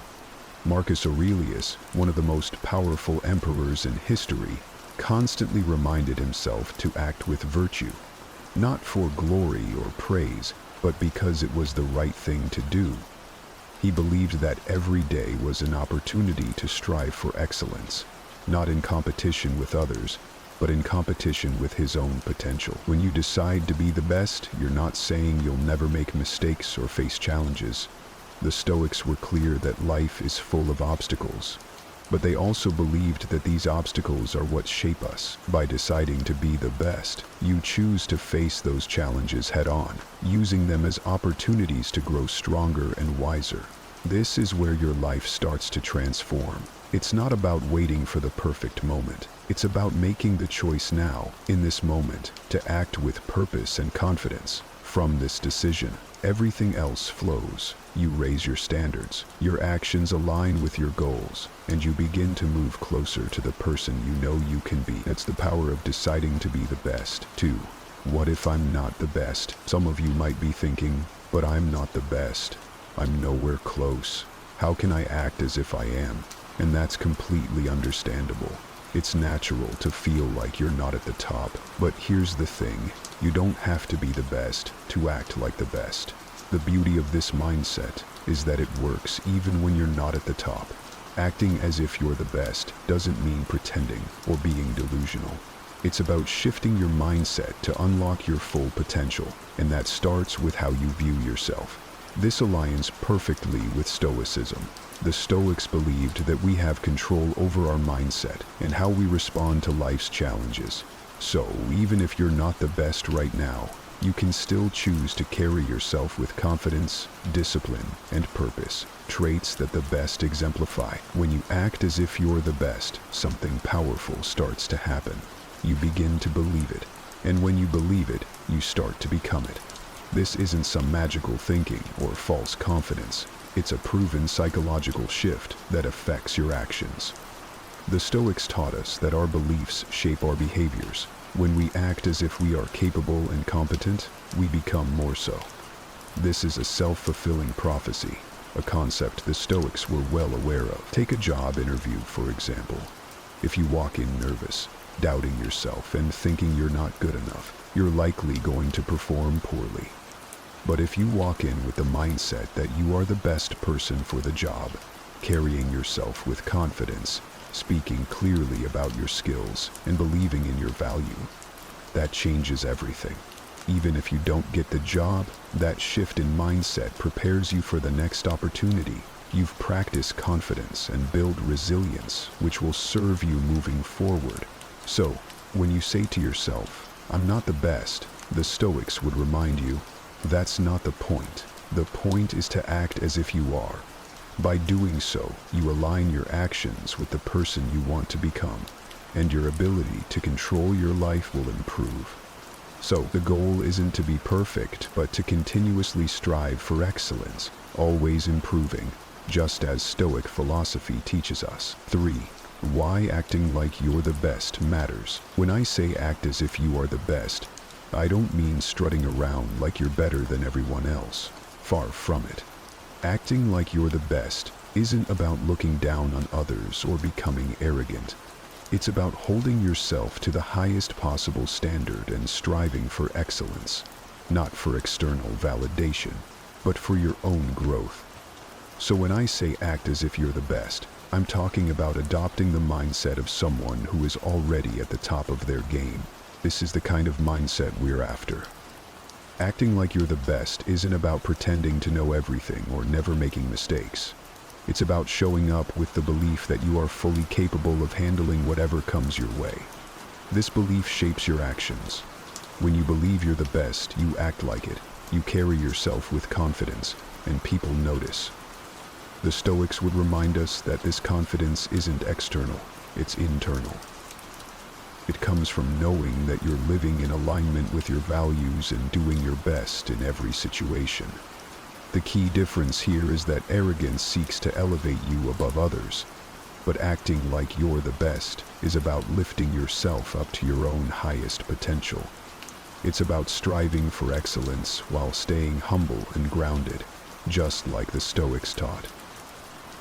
You're not aiming for perfection, but for progress. Always working on yourself, always learning, and always moving forward. Or practice makes reality. When you hear the phrase, act as if you're the best, it might feel like pretending at first. And maybe, in a sense, it is. But here's the truth. What you consistently practice becomes your reality. The Stoics understood this well. Seneca famously said, We become what we repeatedly do. Excellence, then, is not an act, but a habit. This means that the more you practice something, whether it's confidence, discipline, or resilience, the more it becomes part of who you are. Let's break this down. When you start acting as if you're the best, it might feel unnatural. You might think, who am I to carry myself with such confidence? But the beauty of human nature is that we are incredibly adaptable. The Stoics believed that we are shaped by our thoughts and actions. If you consistently act with confidence, you start to feel more confident. If you make disciplined choices in your life, over time, you become more disciplined. While away the summer, it's not about faking it forever. It's about practicing the qualities you want to embody until they become second nature. Think of it like building a muscle. At first, lifting weights feels hard, even uncomfortable, but as you keep practicing, your strength grows. Acting as if you're the best works the same way. Each time you practice it, you reinforce that mindset, and eventually it becomes less of an act and more of a habit. The Stoics understood this process. Epictetus often reminded his students that we have control over how we respond to the world. By practicing virtuous actions, we align our inner selves with the kind of person we want to become. Let's say you want to become more confident in social situations. At first, you might feel awkward, like you're putting on a show. But the more you practice standing tall, speaking clearly, and engaging with others, the more you begin to feel that confidence. Eventually, it stops feeling like an act, and you realize that you've actually become more comfortable in these situations. The same goes for any area of life. If you practice making healthy choices, over time you become someone who naturally lives a healthier lifestyle. If you practice managing your finances well, you eventually become someone who is financially secure. The Stoic idea of practicing virtue teaches us that we don't have to wait for change to happen. We can create it through our daily actions. The key is consistency. It's not about doing it once and expecting a transformation. It's about showing up every day and practicing the qualities that align with your highest potential. Over time, what started as practice becomes your reality. You become the best version of yourself by repeatedly acting like it. As the Stoics taught, your actions shape your character, and your character shapes your life. So, keep practicing because your reality is being built by what you do each day. 5. Continuous growth. The Stoics believed in the importance of continuous growth, and that's exactly what this mindset is all about. Acting as if you're the best doesn't mean you think you've reached perfection or that you can stop improving. In fact, it's the opposite. It's about committing to a life of constant learning, discipline, and refinement. The Stoic philosopher Seneca said, "As long as you live, keep learning how to live." This means that no matter how good you become, there's always room for growth. The best people in any field, whether it's a skilled athlete, a successful business person, or a wise philosopher, never stop improving. They remain students of life. When you act as if you're the best, you're committing to this same process of mastery. You're saying, I'm going to carry myself like the best, and I'm going to put in the work to become the best. This mindset is rooted in humility, not arrogance. The Stoics valued humility deeply. Marcus Aurelius, despite being one of the most powerful men in the world, constantly reminded himself to stay grounded and continue improving. He didn't see his position as the end of the road, but as a responsibility to strive for personal excellence every day. When you adopt this mindset, you're doing the same. You're striving to be better today than you were yesterday, knowing that growth is a lifelong pursuit. Acting as if you're the best means raising your own standards. It means taking responsibility for your personal development in every area of life. In your relationships, for example, it's about asking yourself, what would the best version of me do? How would the best partner, the best friend, or the best parent behave? It's not about pretending to be perfect, but about continuously working to improve and show up as the best version of yourself. It's about continuously working to improve and show up as the best version of yourself. In your health, it means acting as if you're in the best shape of your life. How would you treat your body if you believed you were capable of achieving peak health? What choices would you make in terms of your diet, exercise, and habits? The Stoic path is one of self-discipline and making intentional choices that lead to long-term well-being. 6. Facing weakness. Embracing your shortcomings. When we talk about acting as if you're the best, it's easy to think it means ignoring your flaws or pretending they don't exist. But in reality, it's the opposite. Acting like you're the best means having the courage to face your weaknesses head-on and use them as opportunities for growth.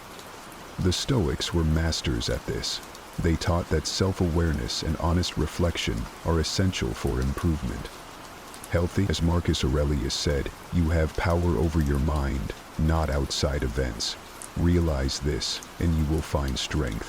By the time of his death, Marcus Aurelius had become part of that power is understanding where we fall short. Not to feel ashamed, but to learn and grow. The best people in any field aren't those who believe they're flawless. They are the ones who understand their shortcomings better than anyone else. But they don't let those shortcomings define them. Instead, they use them as motivation to keep improving. The Stoics believed in embracing challenges and discomfort as part of life's natural course. Epictetus reminded us that the path to mastery requires us to face obstacles with resilience. When we see our weaknesses clearly, we can approach them with a mindset of progress. Think about it this way.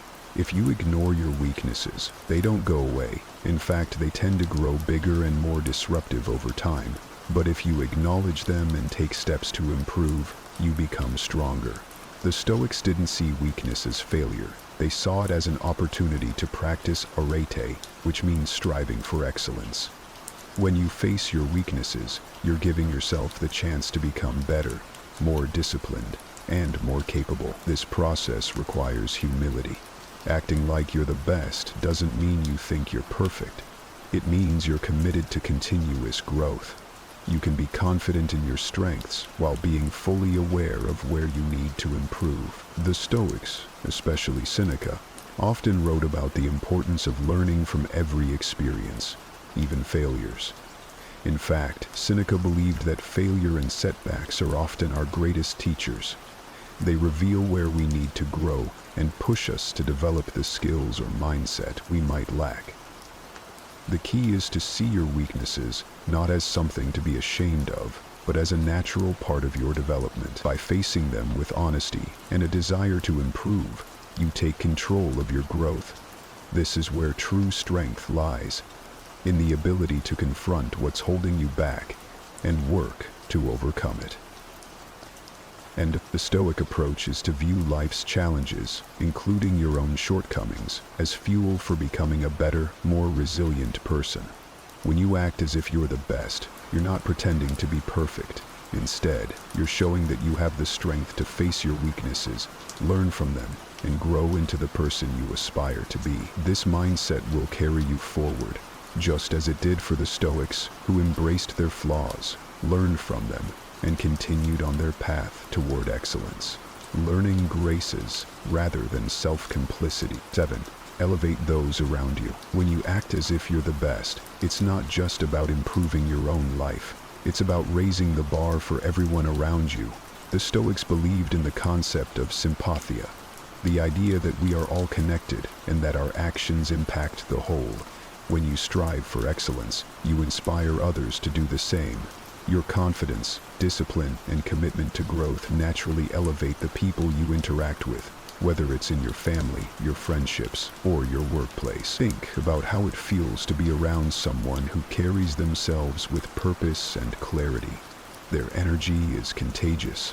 They don't need to say it, but their actions, their presence, show others what's possible. This is how you can influence others, by leading by example. When you act as if you're the best, you become a source of inspiration for those who might be struggling with self-doubt or uncertainty. You show them that it's possible to rise above challenges by adopting the right mindset and staying focused on what truly matters. The Stoics were not concerned with competition in the way we often think of it today.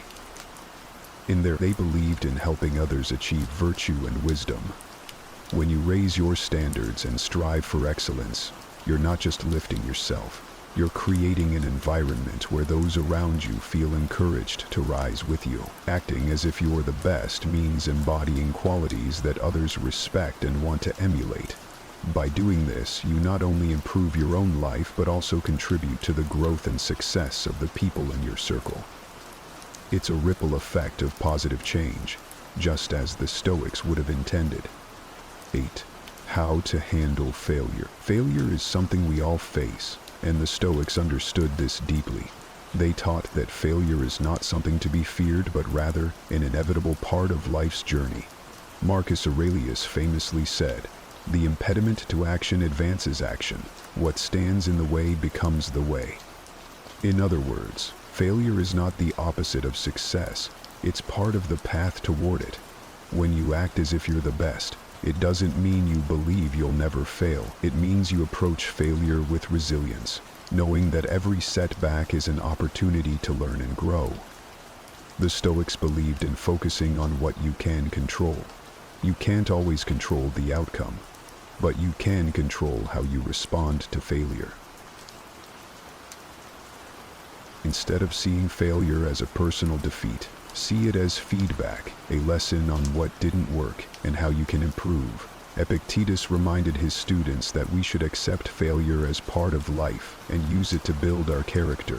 Failure isn't a reason to give up, but a reason to keep going, armed with more knowledge and experience. When you face failure with a Stoic mindset, you stop seeing it as something to avoid. Instead, you embrace it as a chance to practice perseverance and adaptability. The best people in any field, whether in business, sports, or philosophy, aren't those who never fail, but those who know how to bounce back stronger each time. As the Stoics taught, our true strength comes from how we rise after we fall. So the next time you fail, remember that it's not the end of the story. It's a crucial step on your journey to greatness. Acting as if you're the best isn't a one-time thing. It's a daily practice. The Stoics believed in the importance of consistent, deliberate action. Marcus Aurelius, in his Meditations, urged himself to approach each day with purpose and intention. He wrote, "When you arise in the morning, think of what a precious privilege it is to be alive, to breathe, to think, to enjoy, to love." Second sermon. We've all been there. Life feels like it's spinning out of control. A job loss, a tough breakup, or just the daily rush can leave us feeling stressed and helpless. But what if I told you there's a way not just to get through these tough times, but to actually thrive in the chaos?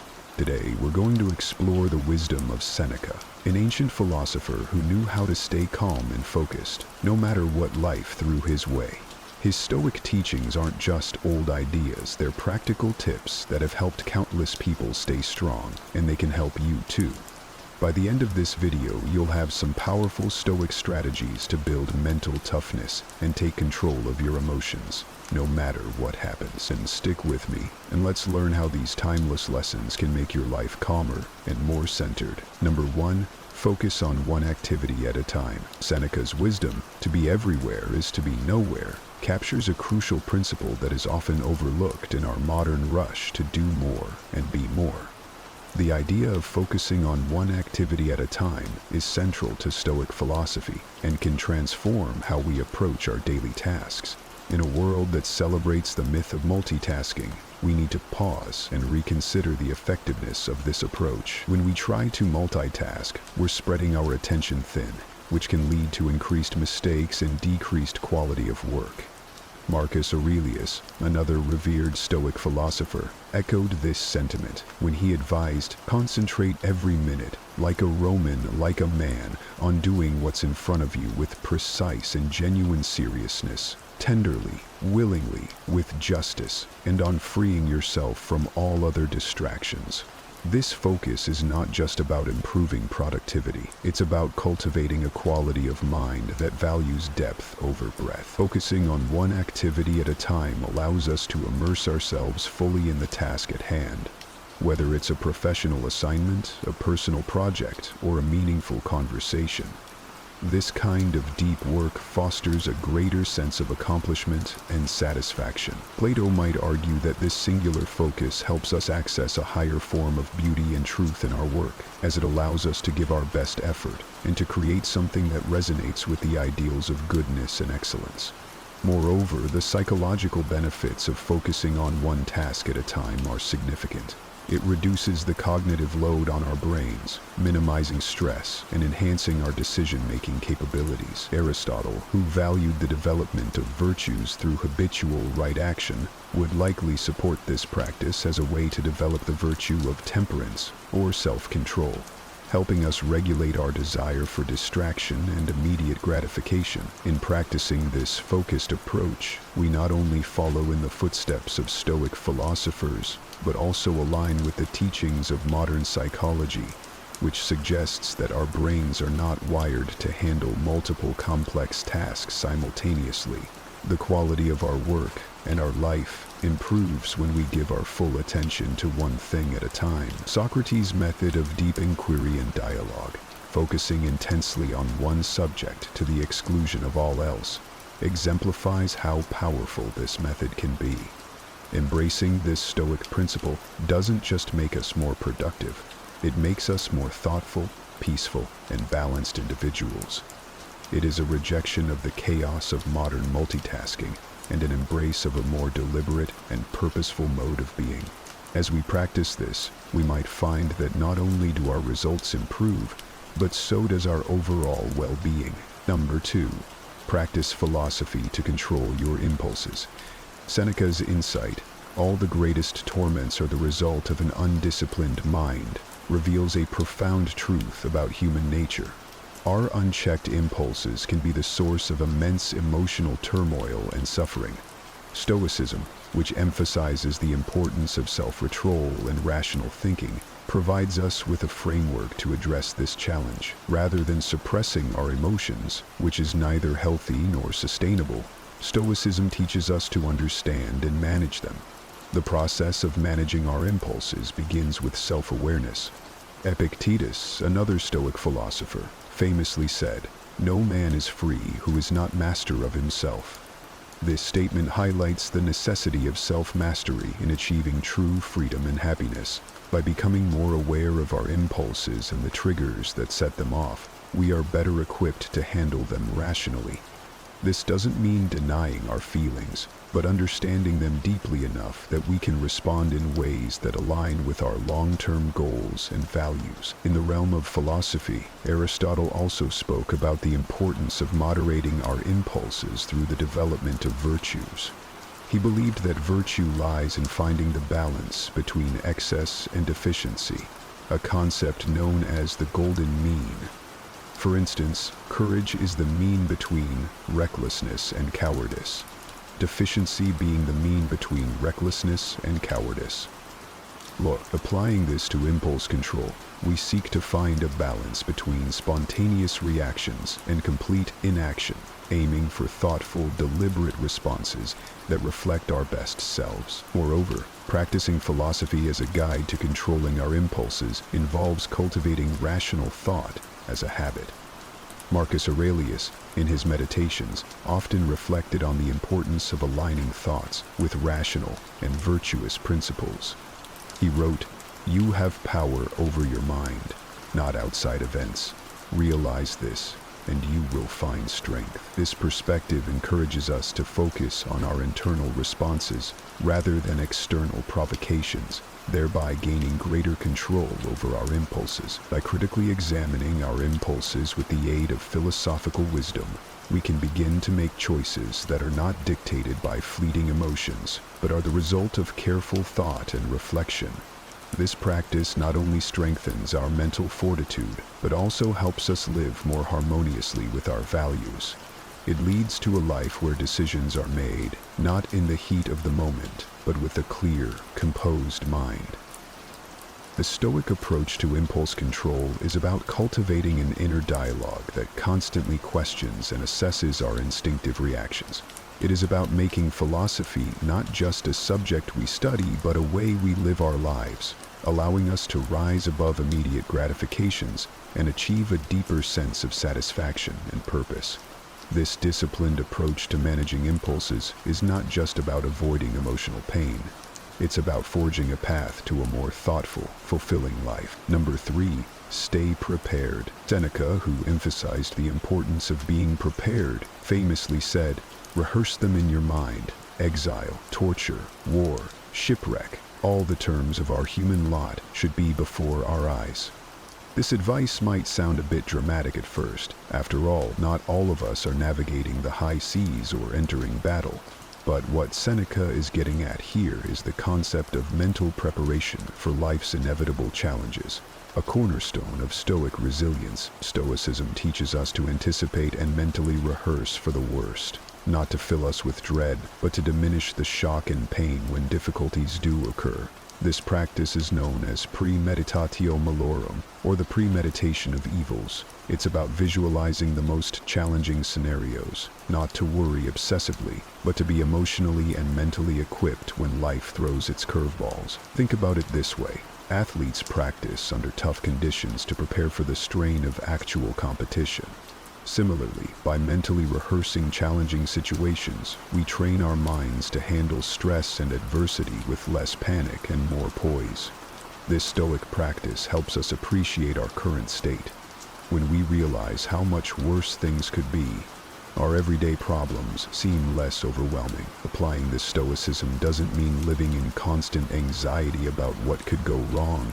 Rather, it's about having a realistic acknowledgement of potential negative outcomes. For example, if you're worried about job security, instead of spiraling into fear, you could start preparing by updating your resume, enhancing your skills, or even exploring alternate career paths. This way, if the worst were to happen, you're not caught off guard and are better positioned to handle the situation. Moreover, this principle extends beyond personal crises. It's about maintaining a level of readiness for any significant changes in our lives, from financial instability to personal loss. By staying prepared, we not only shield ourselves from the initial shock, but also quicken our recovery and adjustment periods. We become less reactive and more responsive, a subtle but powerful shift in handling life's uncertainties. Seneca's counsel helps us forge a mindset where we are not overwhelmed by adversity, but are fortified against it. This mental readiness is not about expecting the worst, but about being prepared to deal with any situation, thereby enhancing our resilience and overall mental toughness. Through this Stoic lens, we see not just the potential for loss or hardship, but also the opportunity for growth and renewal in every challenge. Number 4. Voluntarily embrace hardships. Another profound insight from Seneca. Difficulties strengthen the mind as labor does the body. This idea is at the heart of Stoicism and speaks to a practice that can seem counterintuitive at first, voluntarily embracing hardships. It's about deliberately choosing to experience discomfort, not as a form of punishment, but as a way to fortify our mental resilience and expand our capacity to handle life's inevitable challenges. Think about what it means to voluntarily embrace hardships.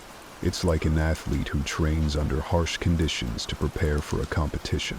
The athlete understands that by pushing the limits in a controlled environment, they're better prepared for the stresses of the actual event. Similarly, by choosing to face difficulties head-on, whether that's taking on a challenging project at work, speaking up in public, or even opting to live more simply, we enhance our mental toughness and adaptability. Seneca's approach teaches us that when we step out of our comfort zones on purpose, we're not just testing our limits, we're expanding them. For example, if you dread public speaking, regularly putting yourself in situations where you must speak in front of others can transform your fear into a skill. Over time, what once felt insurmountable becomes manageable and eventually comfortable. Meditation is a way to get to the root of things, rather than to hide behaviors we find frightening. This Stoic practice is not about seeking out suffering for its own sake, but about recognizing that growth often comes from discomfort. Embracing voluntary hardships also means resetting our comfort thresholds. In a world that often prioritizes comfort and ease, choosing the harder path can seem radical. But Stoicism invites us to rethink what true comfort is. Is it merely the absence of discomfort, or is it the presence of inner strength and peace that comes from knowing we can handle whatever comes our way? By integrating this Stoic principle into our lives, we also learn to appreciate our current circumstances more. When we know we can endure less, we can enjoy the simple pleasures of life with greater contentment. It's about building a life not on the avoidance of hardship, but on the foundation of resilience. This doesn't mean we seek out suffering, but when hardship does come, we view it as an opportunity to practice our Stoic skills. In embracing voluntary hardships, we also foster a deep sense of self-efficacy. We prove to ourselves that we are capable of overcoming obstacles, which in turn builds self-confidence. Each challenge we face and overcome is a reminder that we are stronger than we might have believed. So let's take a page from Seneca's book and challenge ourselves to step into the arena of voluntary hardship. It's there that we'll find not just challenges, but the keys to a more resilient and fulfilling life. Number 5. Avoid self-victimization. Seneca wisely pointed out, we suffer more often in imagination than in reality. This statement is a stark reminder that our interpretation of events, not the events themselves, often causes our greatest suffering. It's easy to fall into the trap of believing that we are victims of our circumstances, which can lead to a mindset that everything happens to us rather than for us or with us. Stoicism teaches us the importance of perception. How we choose to see and interpret life's challenges significantly impacts our experience of them. If we view ourselves as passive victims, we surrender our agency and power. However, if we view challenges as opportunities to grow and learn, we maintain control over our responses and are more likely to approach life proactively. Consider a common scenario. Perhaps you didn't get a promotion at work, and your initial reaction is to feel sidelined or discriminated against. While these feelings are valid, Stoicism invites us to examine our reactions critically. Are we perhaps viewing the situation only through a lens of loss and unfairness? What if, instead, we saw this as an opportunity to seek feedback, improve our skills, or even reassess our career path to find a better fit for our aspirations? Avoiding self-victimization doesn't mean ignoring the injustices or difficulties we face. Rather, it means shifting our focus from what happens to us to how we respond to what happens. This shift is powerful. It moves us from a place of passive reaction to active participation in our lives. We stop asking, why is this happening to me? And start asking, what can I learn from this? How can I grow from this situation? Example 4. Stoicism equips us with the tools to detach from our initial emotional responses and see the bigger picture. It's about understanding that while we can't always control external events, we can control our perceptions and reactions. This mental shift is freeing and empowering. It allows us to live with a sense of purpose and resilience, making us better equipped to handle future challenges. Moreover, practicing this Stoic principle enriches our interactions with others. By refusing to cast ourselves as the perpetual victims, we foster healthier relationships characterized by mutual respect and understanding rather than blame and resentment. We become more compassionate as we recognize that just as we are responsible for our happiness, so are others for theirs. In embracing the Stoic way, we liberate ourselves from the chains of self-victimization. We take charge of our narrative, acknowledging that we are the architects of our reality.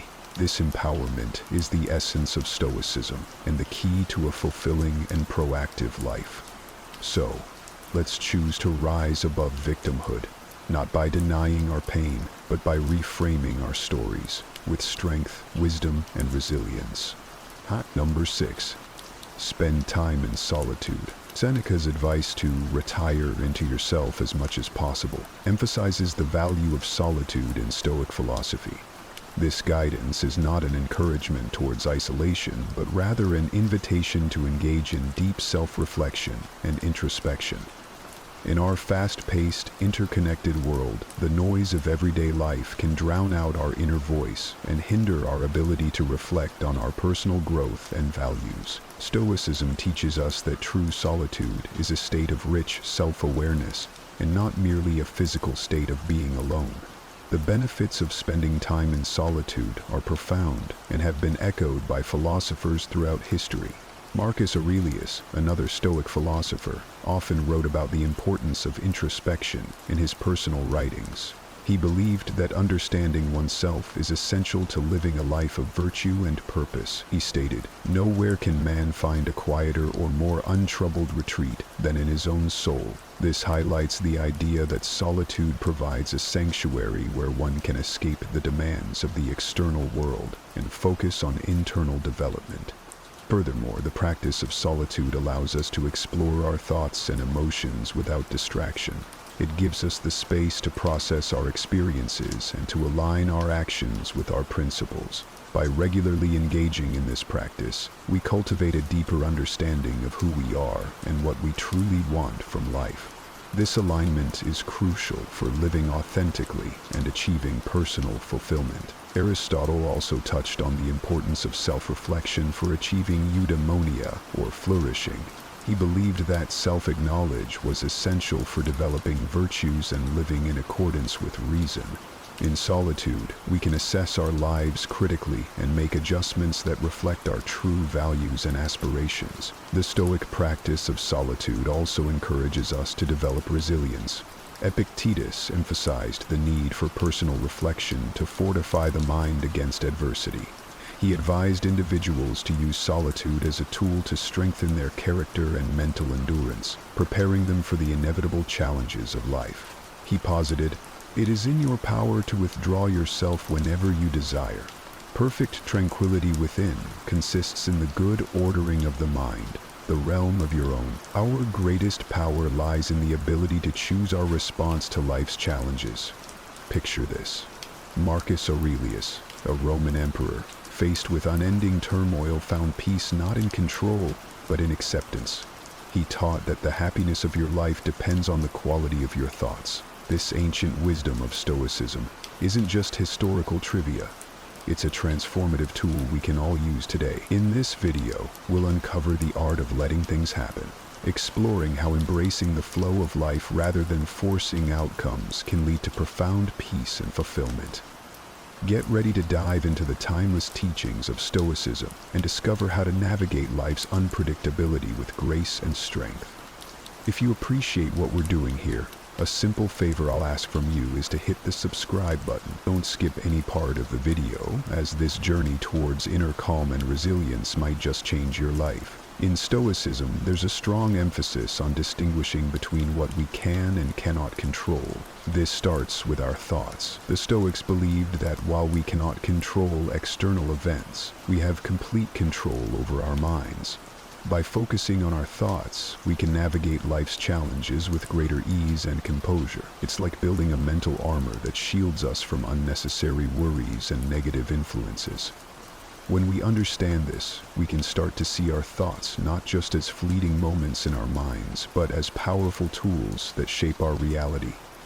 Consider the impact of a single negative thought. It can spiral into a cascade of negativity, affecting our mood, our behavior, and even our health. On the other hand, a positive thought can inspire us, motivate us, and lead to actions that improve our lives and the lives of those around us.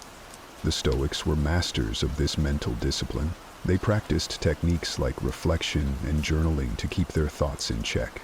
For example, the evening reflection was a common practice where they would spend time at the end of each day contemplating their thoughts and actions, identifying what went well and what could be improved. This practice allowed them to maintain a clear and focused mind, ready to face the next day with renewed strength.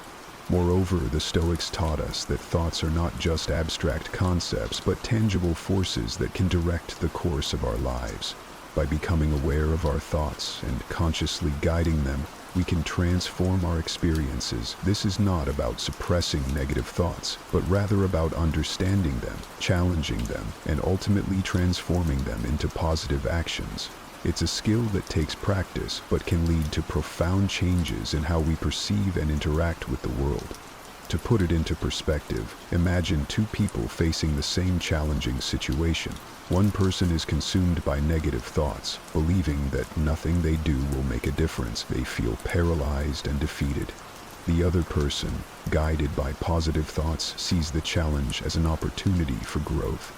They think about past successes and believe in their ability to overcome the obstacle. This person is more likely to take proactive steps and ultimately succeed. The difference lies in their thoughts. Realizing the importance of thought is about recognizing that our inner dialogue shapes our reality.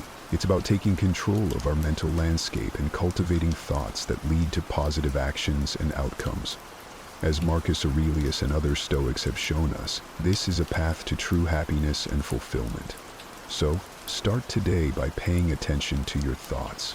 Challenge the negative ones and nurture the positive ones. This simple yet profound shift can transform your life in ways you never imagined. Marcus Aurelius, a renowned Stoic, provides invaluable insights on this. He advises, "Here is a rule to remember in future. When anything tempts you to feel bitter, not, 'This is misfortune,' but, 'To bear this worthily is good fortune.'" This quote encapsulates the Stoic approach to transforming thoughts, changing our perspective on challenges and adversity. At its core, transforming your thoughts involves recognizing that our spontaneous thoughts often come with value judgments that can be misleading and harmful. These judgments are immediate and automatic, labeling experiences as good or bad, fun or boring, successful or failing. The problem is that these judgments are rarely based on the full picture and are often clouded by our emotions and biases. The Stoics teach us that our thoughts are not shaped by reality, but by our perception of it. By changing our perception, we can change our thoughts and consequently our lives. Consider how often we let a single negative thought shape our entire day. If you wake up and immediately think, "Today is going to be awful," that thought sets the tone for everything that follows. It colors your interactions, your decisions, and your overall mood. But what if you could catch that thought and transform it? Instead of, "Today is going to be awful," you could think, "Today might have challenges, but I can handle them." This simple shift can change your entire outlook and experience of the day.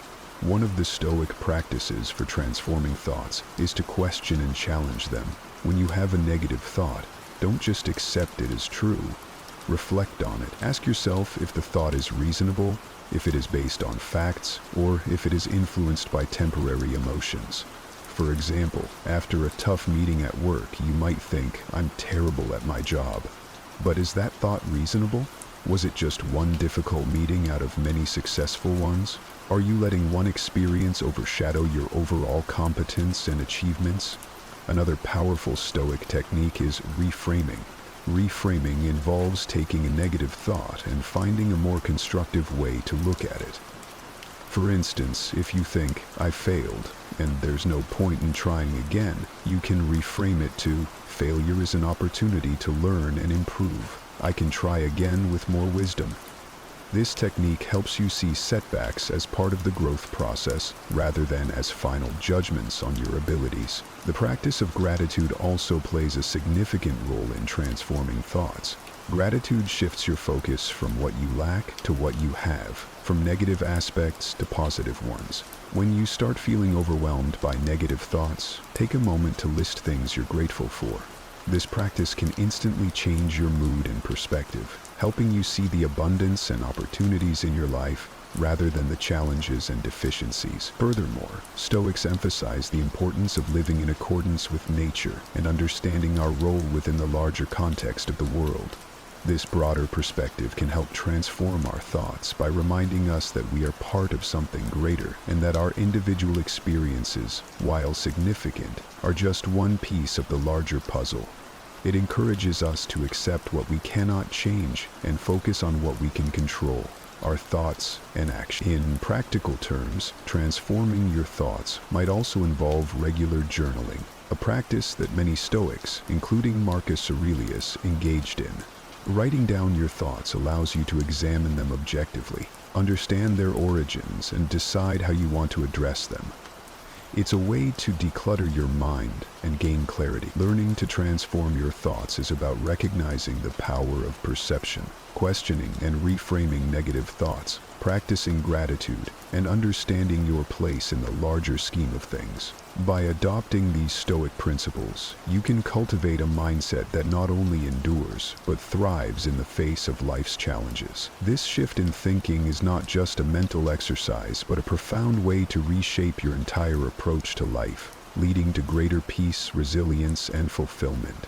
The term premeditatio malorum translates to premeditation of evils or anticipation of adversity, and it was a technique regularly employed by Marcus Aurelius and other Stoics to foster resilience and mental fortitude.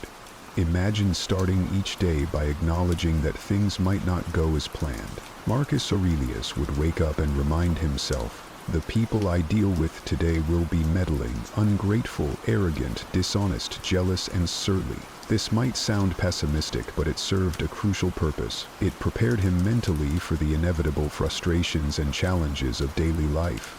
By expecting difficulties, he could approach them with calmness and equanimity when they arose, rather than being caught off guard. The idea behind premeditatio malorum is not to dwell on negative outcomes, but to mentally rehearse how you would handle them. This practice builds psychological resilience. When we visualize potential setbacks and plan our responses, we reduce the shock and emotional impact when those setbacks occur.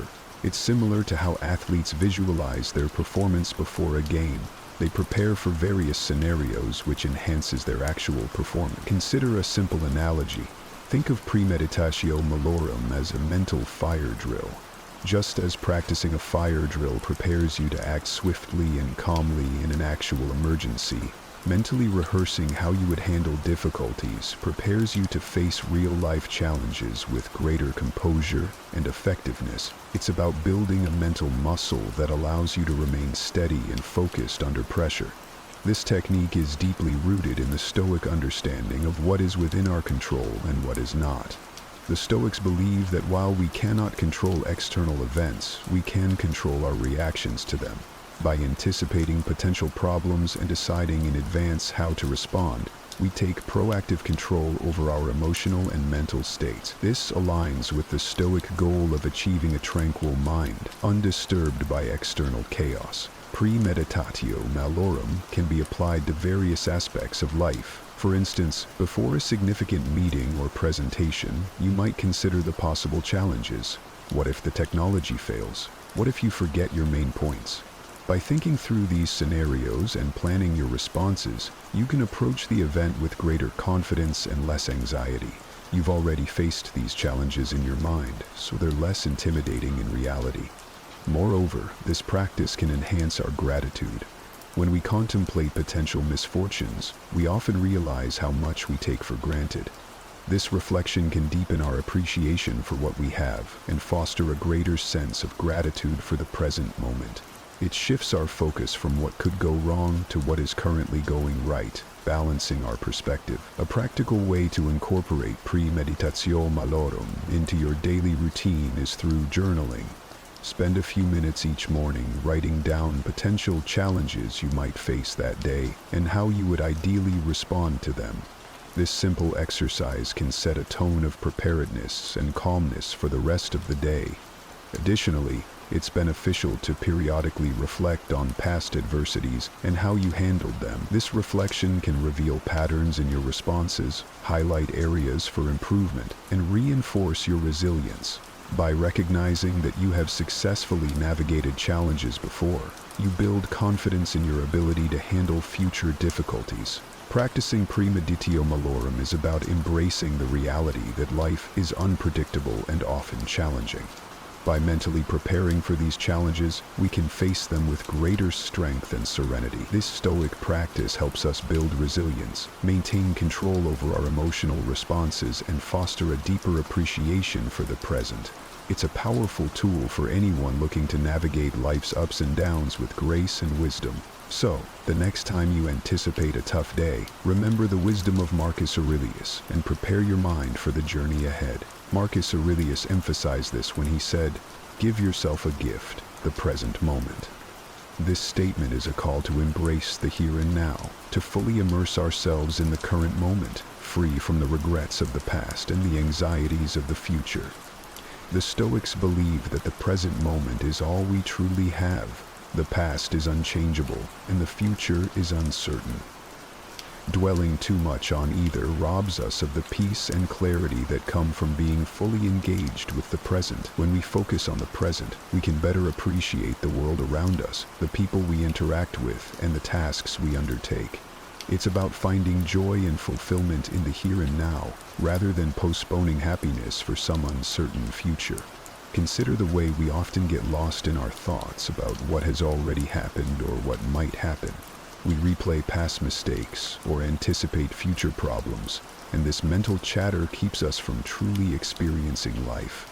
For example, how often have you been in a conversation but found yourself thinking about what you need to do later, or regretting something you said earlier? This robs you of the ability to connect genuinely with the person in front of you and to fully appreciate the interaction. Living in the present also means letting go of the need to control everything. The Stoics taught that we should accept what is outside our control and focus on what we can influence, our own thoughts and actions. This acceptance can be incredibly liberating. When we stop trying to control the uncontrollable, we reduce our stress and anxiety, allowing ourselves to be more at peace with whatever comes our way. It's about finding serenity in the midst of chaos by anchoring ourselves in the present moment. One practical way to live in the present is through mindfulness. Mindfulness is the practice of bringing your attention to the present moment without judgment. This can be done through simple exercises like focusing on your breath, observing your surroundings, or engaging in a task with full attention. By practicing mindfulness, we train our minds to return to the present whenever they start to wander. This can greatly enhance our ability to stay focused and calm, even in stressful situations. The practice of mindfulness has been shown to have numerous benefits, including reduced stress, improved emotional regulation, and increased overall well-being. When we are mindful, we are better able to handle life's challenges with grace and resilience. We become more attuned to our thoughts and emotions, allowing us to respond rather than react impulsively. Another way to cultivate living in the present is through gratitude. Taking time each day to reflect on what we are grateful for helps shift our focus from what we lack to what we have. This practice can bring a sense of abundance and contentment. When we appreciate the small moments of joy and beauty in our daily lives, we anchor ourselves more firmly in the present. Moreover, living in the present encourages us to fully engage with our activities, no matter how mundane they may seem. The Stoics believed in doing every task, no matter how small, with excellence and attention. This means being fully present in whatever you are doing, whether it's washing the dishes, working on a project, or spending time with loved ones. By giving our full attention to our current activity, we can find satisfaction and purpose in every moment.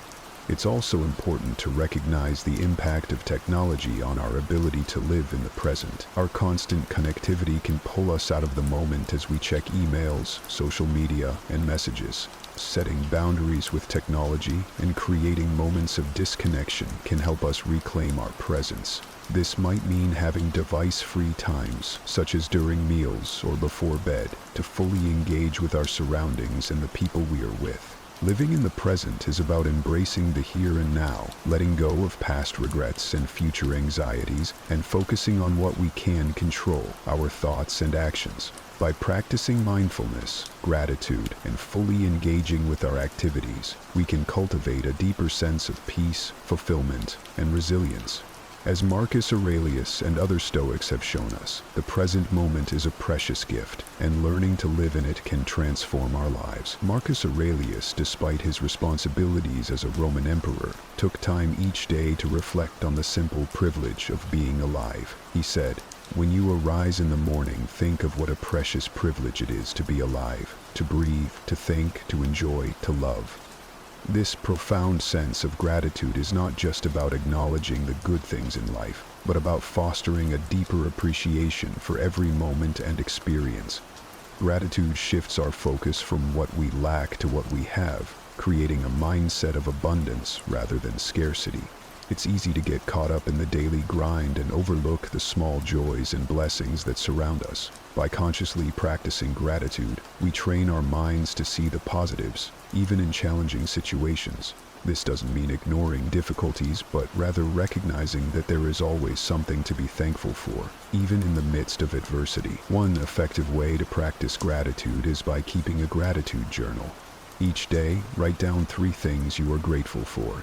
These can be anything from significant achievements to small everyday pleasures, like a beautiful sunset or a kind gesture from a friend. This simple exercise helps to build a habit of looking for the good in each day, reinforcing a positive outlook and fostering a sense of contentment. Expressing gratitude to others is another powerful practice. Take the time to thank the people around you, your family, friends, colleagues, even strangers who have shown you kindness. This not only strengthens your relationships, but also reinforces your awareness of the interconnectedness of your life with others. Gratitude has a ripple effect. When we express it, we often inspire others to do the same, creating a more positive and supportive environment. In the context of Stoicism, gratitude also involves accepting and appreciating the present moment as it is, without longing for what is not. This is encapsulated in the Stoic concept of amor fati, or love of fate. It's about embracing all aspects of life, including the challenges and setbacks, as part of our journey. By viewing everything that happens to us as an opportunity for growth and learning, we can cultivate a deep sense of gratitude for the entirety of our experience. Gratitude can also be a powerful antidote to negative emotions like envy and resentment. When we focus on what we have and appreciate it fully, we are less likely to feel envious of others. Envy arises from a sense of lack, but gratitude reminds us of our abundance. Similarly, resentment often stems from unmet expectations and perceived injustices. Practicing gratitude shifts our perspective, helping us to let go of these negative feelings and embrace a more positive and forgiving outlook. Moreover, gratitude has numerous psychological and physical benefits. Research has shown that people who regularly practice gratitude experience better sleep, lower stress levels, and improved mental health. Gratitude enhances our overall well-being by promoting a positive mindset and reducing the impact of negative emotions. It helps us build resilience, enabling us to bounce back from setbacks more effectively. Incorporating gratitude into your daily routine doesn't require drastic changes. It can be as simple as taking a few moments each morning to reflect on what you are thankful for, or ending your day with a gratitude meditation. This practice aligns with the Stoic tradition of reflection and mindfulness, encouraging us to live with intention and awareness. Practicing gratitude is a powerful way to enrich our lives and align with the principles of Stoicism. By focusing on what we have, expressing appreciation to others, and embracing all aspects of our experiences, we can cultivate a mindset of abundance and contentment. Gratitude helps us navigate life's challenges with grace, build stronger relationships, and enhance our overall well-being. Every single day, we're faced with moments that test our patience and rattle our calm. Whether it's a traffic jam when you're already late, a coworker's irritating habits, or your phone battery dying in the middle of an important call, life seems full of these little battles. It's not just about these minor irritations, though. It's about how we respond to them that shapes our days and, ultimately, our lives. It's important to remember that everyone feels angry sometimes. It's part of being human. But here's where Stoicism steps in with its profound wisdom. Stoicism teaches us that while we can't always control what happens to us, we can control how we respond. This is pivotal in transforming our relationship with anger. Think about it. When something goes wrong or someone frustrates us, our first instinct might be to react with anger. But what if, instead, we paused and considered this reaction? Stoicism encourages us to see these moments as opportunities to practice virtues like patience, understanding, and resilience. By acknowledging anger as a natural emotion, we set the stage for learning how to handle it more effectively. The Stoic philosophers like Epictetus and Marcus Aurelius often discuss the concept of not being swayed by external events, but instead focusing on our internal responses. They believe that our emotions, including anger, come from our judgments about events, not the events themselves. So, when we feel angry, it's often because we're placing a particular value or judgment on what's happened. This understanding opens up a powerful opportunity for us. Each time we feel anger rising, we can ask ourselves, what judgment am I making about this situation? Is there another way to view it? This is not about suppressing or denying your anger. It's about understanding it. By getting to the root of what triggers our anger, we can start to change our responses. For instance, if you get cut off in traffic and feel the anger bubbling up, recognize this as a chance to examine why you react this way. Is it really the action of the other driver, or is it your belief that your route should be obstacle-free? Moreover, acknowledging anger helps us empathize with others who might also struggle with their emotions. This empathy can deepen our connections and improve our interactions.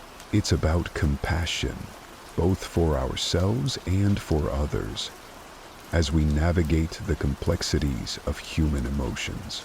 This idea is at the heart of Stoic philosophy and is incredibly liberating once you truly grasp it. Think about it.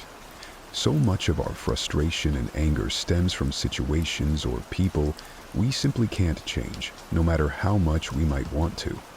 The Stoics, like the wise Marcus Aurelius, taught that the real power lies in recognizing the difference between what we can control and what we can't. You control your thoughts, your decisions, and your actions. That's it. Everything else is more or less out of your hands.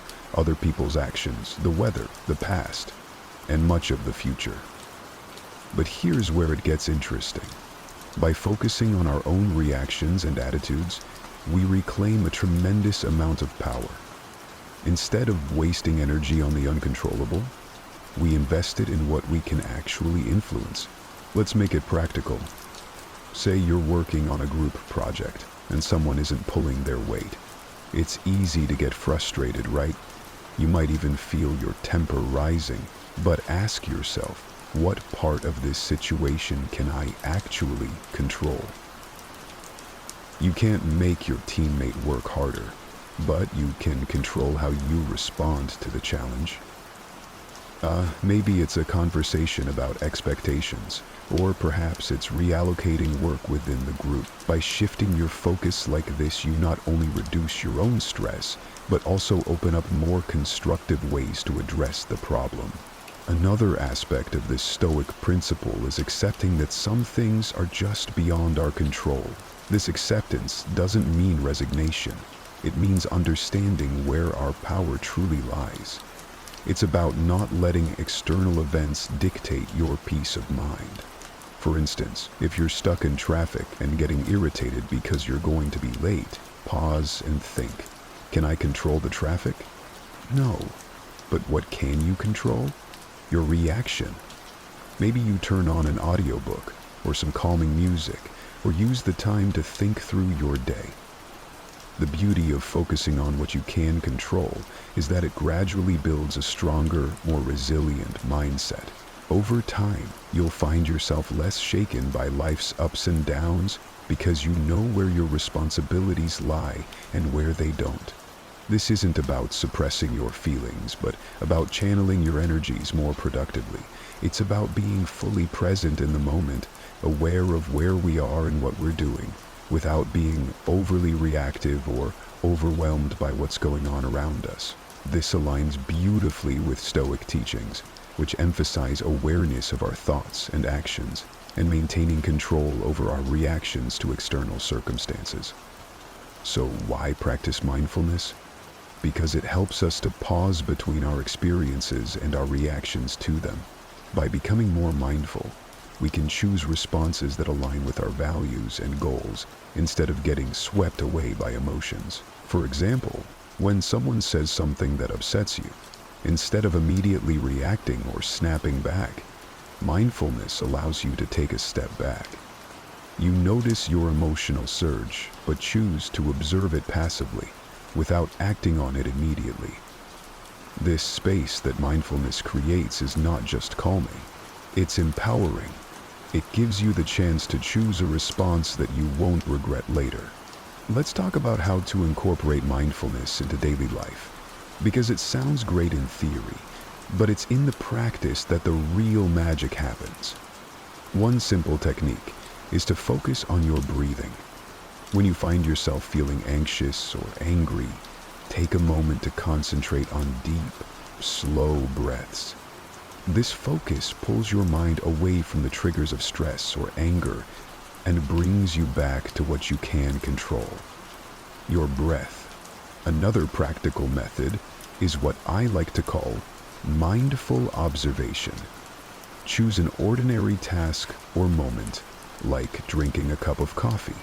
Focus all your senses on this experience. Notice the aroma, the heat of the cup in your hands, the taste.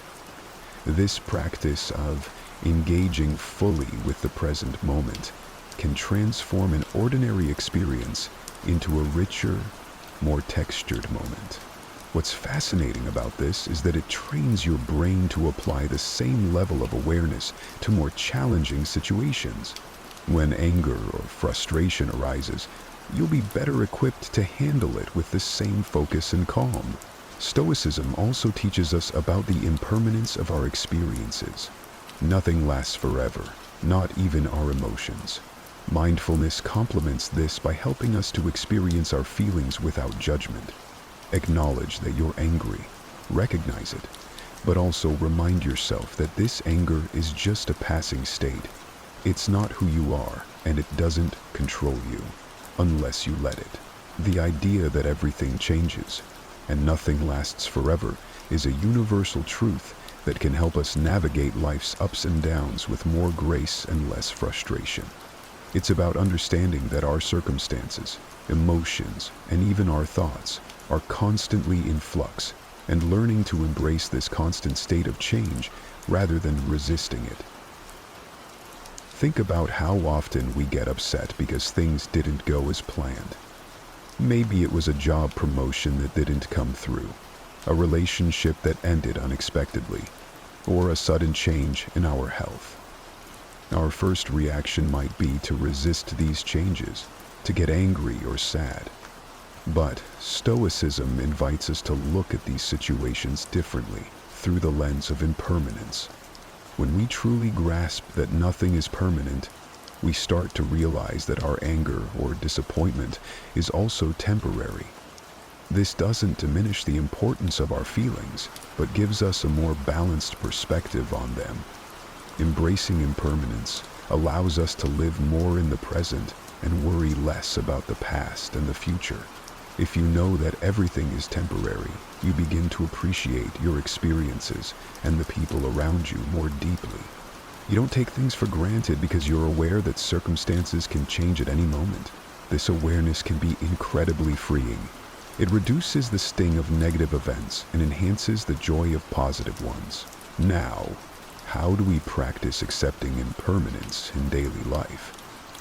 Start by reflecting on the transient nature of your surroundings and experiences. For example, watch how the seasons change. Observe how your feelings shift throughout the day, or how your relationships evolve over time. These observations can be reminders that change is the only constant. Another way to integrate this into your life is by adjusting how you respond to disruptions or unexpected changes. Instead of reacting with frustration when something doesn't go your way, take a moment to acknowledge that this change is part of a bigger flow of life. It's an opportunity to adapt and grow. Think about a time when something didn't work out as you had hoped, and then something better came along. Often, it's only in hindsight that we see how these changes were beneficial. Stoicism doesn't just ask us to accept impermanence, it encourages us to find strength in it. Each change and ending is a chance to practice resilience and flexibility. By fostering this mindset, we not only cope with life's challenges more effectively, but also learn to move through them with a sense of peace and anticipation for what's next. The Stoics believe that becoming aware of the root causes of our emotions could lead to greater self-mastery.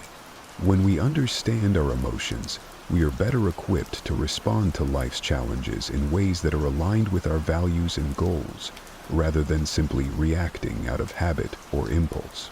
Every emotion we experience, whether it's anger, joy, sadness, or fear, is triggered by our perception.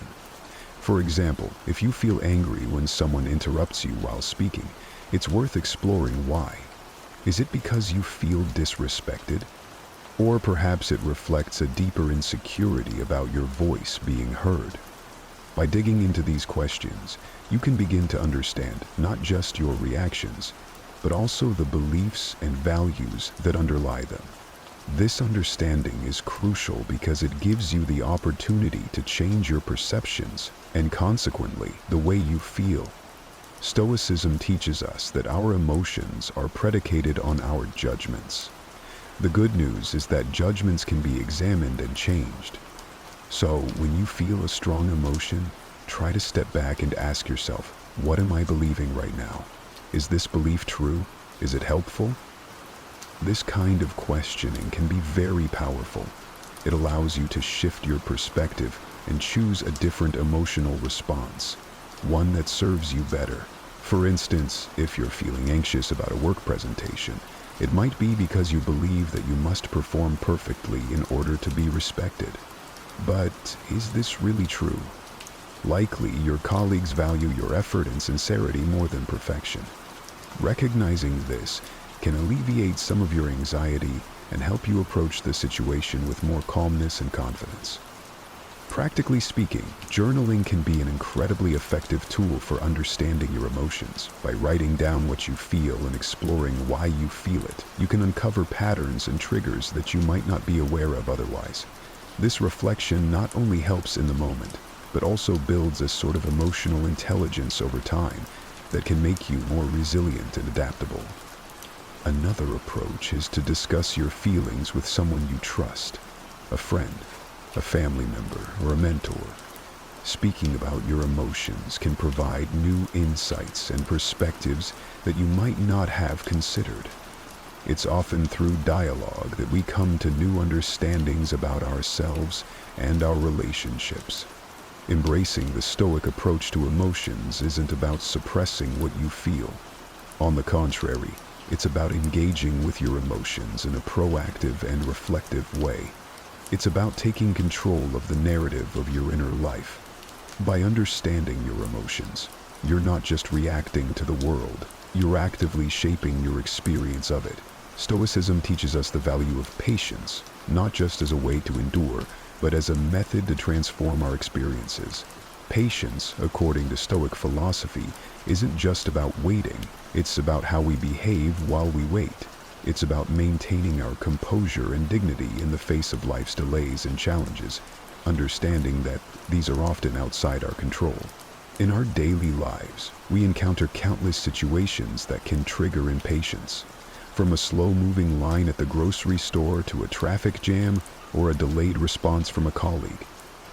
Our first instinct might be to feel irritated or stressed, but here's where Stoicism comes into play. It encourages us to see these moments as opportunities to practice virtue. Every instance of delay is a chance to exercise patience, to reinforce our ability to stay calm and collected. So, how can we develop patience in practical terms? One effective approach is to adjust our expectations. Often, our impatience stems from a mismatch between our expectations and reality. If we start by acknowledging that delays and obstacles are natural parts of life, we're less likely to get upset when they occur. This doesn't mean lowering our standards, but rather aligning our expectations with the fact that the world won't always operate according to our preferences. Another key method is to use the moments of waiting as opportunities for growth and reflection. If you're stuck in traffic, instead of fuming over the delay, you can turn it into valuable time, listening to an audiobook, practice deep breathing, or simply reflect on your day. This shift in perspective turns a frustrating situation into a productive or relaxing one. Practicing mindfulness is also a powerful ally in developing patience. By being present in the moment and fully engaging with it, we can distance ourselves from the feelings of urgency and restlessness that often accompany waiting. Mindfulness helps us cultivate a peaceful state of mind that buffers us against the stirrings of impatience. Stoicism not only advocates for patience, but also for understanding the impermanence of our current state. Remembering that this too shall pass can help us endure unpleasant situations, whether it's waiting for a delayed flight or enduring a long recovery from an illness. The knowledge that it is temporary makes it more bearable. Finally, celebrating small victories is crucial in developing patience. When you manage to stay calm during a situation that would normally make you impatient, acknowledge and reward yourself for this achievement. This reinforces the behavior and makes it more likely to become a habit. This is one of those transformative experiences that not only changes the way we relate to others, but also profoundly affects our inner peace.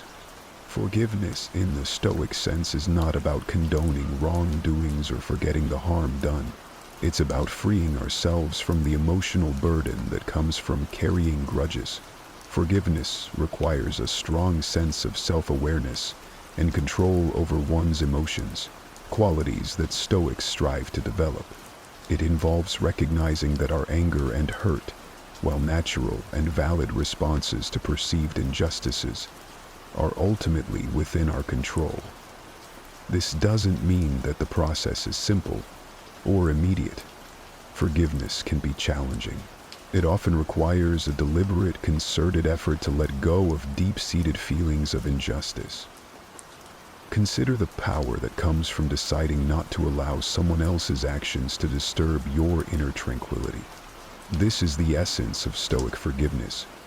It's about making a conscious choice to not let past actions continually affect your present state of mind.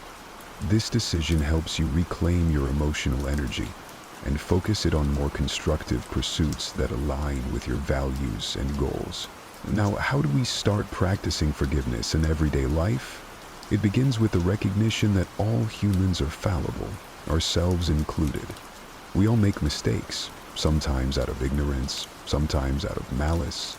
Reflecting on our own shortcomings can help us develop empathy towards others, making it easier to forgive. Another Stoic practice is to consider the bigger picture. Often, the things we hold on to are not as significant in the grand scheme of our lives. By focusing on our long-term well-being, which is bolstered by peace and harmony, the immediate sting of grievances can be mitigated. Practicing forgiveness also involves actively reframing our narratives. Instead of viewing yourself as a victim, which can perpetuate feelings of anger and helplessness, try to see yourself as a survivor, or even a hero of your story, one who has overcome challenges and emerged stronger. This shift in perspective not only facilitates forgiveness, but also empowers you in your life's journey. Moreover, engaging in meditation or mindfulness exercises can assist in the process. These practices help calm the mind and provide the space needed to process emotions more rationally and less reactively. As you sit quietly and focus on your breath, allow thoughts of forgiveness to enter your mind. Picture those you feel have wronged you and imagine sending them thoughts of goodwill. This doesn't mean you accept the wrong, but you are choosing to release its hold over you. Finally, it's important to understand that forgiveness is a process, sometimes a lengthy one. It doesn't happen all at once, and that's perfectly okay. Each step towards forgiveness, no matter how small, is a step towards a freer, more emotionally balanced life. At its essence, self-grace allows us to pause before reacting, giving us the time to consider whether our impulses align with our long-term goals. For instance, if you're trying to lead a healthier lifestyle, self-grace is what helps you choose not to eat that late-night junk food, In emotional situations, self-retrobe helps you hold back a harsh word or an angry reply, preserving relationships and maintaining peace of mind. How can we strengthen this essential skill? One effective Stoic practice is to regularly reflect on our actions and their consequences. This could be as simple as taking a few minutes each evening to think about the choices you made throughout the day. Were there moments when you lacked self-control? What triggered it? Understanding these patterns is the first step towards managing them. Another powerful technique is to set clear personal rules for behavior based on your values. Stoicism teaches us that living according to rational principles is key to a good life. By setting and following your own rules, for example, not checking your phone during meals or limiting time spent on social media, you exercise self-control in ways that directly improve your daily life and well-being. Visualization is another tool that can be incredibly helpful. Before entering a situation where you know you might be tempted to act impulsively, take a moment to visualize yourself handling the situation with calm and restraint. Imagine the satisfaction you'll feel from acting in accordance with your principles. This mental rehearsal can make it much easier to keep your cool in the heat of the moment. It's also beneficial to gradually increase your tolerance for discomfort, which is a big part of what self-control is all about. The Stoics believe that by voluntarily exposing ourselves to discomfort, whether it's cold showers, fasting, or resisting urges, we can strengthen our willpower. These practices teach us that we can endure discomfort and that it's often not as bad as we fear. This realization directly feeds into our ability to exercise self-retreat in more complex emotional or social situations. Lastly, remember that practicing self-control is a journey, not a destination. There will be times when you falter. That's just part of being human. What matters is that you recognize these moments, learn from them, and continue to strive for improvement. Each act of self-control, no matter how small, is a victory in its own right and a step towards becoming a wiser, more balanced person. Life is very short and anxious for those who forget the past, neglect the present, and fear the future. This is one of the many wise quotes from ancient philosophy, which teaches us how to live a virtuous and happy life in a chaotic and uncertain world. But how can we apply this to our daily lives? One of the best ways to do that is to develop some nightly habits that will help us reflect on our actions, learn from our mistakes, and prepare for the next day. In this video, I will share with you 7 simple but powerful nightly habits that will make you more resilient, calm, and focused. But before we get into that, I challenge you to not be weak, but rather to be resilient and focused by staying with me till the end of the video. Also, make sure you subscribe to this channel and hit the notification bell so you don't miss any of our videos. Habit 1. Review your day. Every night, before you close your eyes, you have a golden opportunity to become a better version of yourself. You have the chance to look back at your day and see how you have lived, how you have acted, and how you have grown. This is not a time to judge yourself harshly or dwell on your failures. This is a time to learn from your experiences and celebrate your successes. This is a time to practice the first habit: review your day. This habit was taught by Seneca, one of the greatest Stoic philosophers who ever lived. He wrote, "When the light has been removed and my wife has fallen silent, aware of this habit that's now mine, I examine my entire day and go back over what I've done and said, hiding nothing from myself, passing nothing by."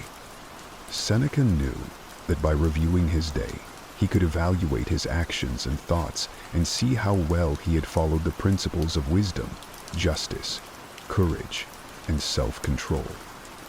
He could also cultivate gratitude for the things that went well and forgiveness for himself and others for the things that went wrong. By doing this, he could improve his character, his happiness, and his impact on the world. And so can you. All you need to do is ask yourself some simple questions every night, like, what did I do well today? What did I do poorly today? What did I learn today? How can I improve tomorrow? These questions will help you identify your strengths and weaknesses, your achievements and mistakes, your lessons and opportunities. They will help you appreciate what you have and aspire for what you want. They will help you become more aware of yourself and more aligned with your values. They will help you become more resilient, calm, and focused. But don't just ask these questions. Write them down. Writing them down will make them more concrete, more memorable, and more actionable. Writing them down will also create a record of your progress, your challenges, and your growth. Habit 2, meditate on your mortality. Every night, before you drift into sleep, you have a rare opportunity to awaken your soul and ignite your passion. You have the chance to face the ultimate reality of life, death. This habit may sound scary, but it is actually liberating. It is a habit that was embraced by the ancient Stoics, who were fearless and wise. They knew that death is inevitable and unpredictable, and that we should not fear it or avoid it, but rather face it with courage and dignity. They also knew that death can be a source of motivation and inspiration, as it reminds us that our time is limited and precious, and that we should not waste it on trivial things. One of the ways to meditate on your mortality is to use a technique called memento mori, which means remember that you will die. You can do this by imagining that this is your last night on Earth and asking yourself some powerful questions. How would I feel about my life if I knew I was going to die tomorrow? What would I regret not doing or saying? What would I be proud of or grateful for? These questions will help you put things into perspective, prioritize what matters most, and live each day as if it were your last. They will help you appreciate what you have and pursue what you want. They will help you express your love and fulfill your purpose. They will help you become more resilient, calm, and focused. But don't just ask these questions. Feel them. Feel them in your heart, in your gut, in your bones. Feel them as if they were true, as if this was really your last night on Earth. Feel the emotions that arise, the sadness, the joy, the fear, the gratitude. By feeling these emotions every night, you will create a powerful habit that will transform your life. Meditate on your mortality and make every day count. Habit 3, detach from external things. This means that you should not let your joy or sorrow depend on things that are beyond your power, such as wealth, fame, honor, or other people's judgments. The Stoics knew that the only thing we can master is our own mind and will, and that everything else is subject to fate and fortune.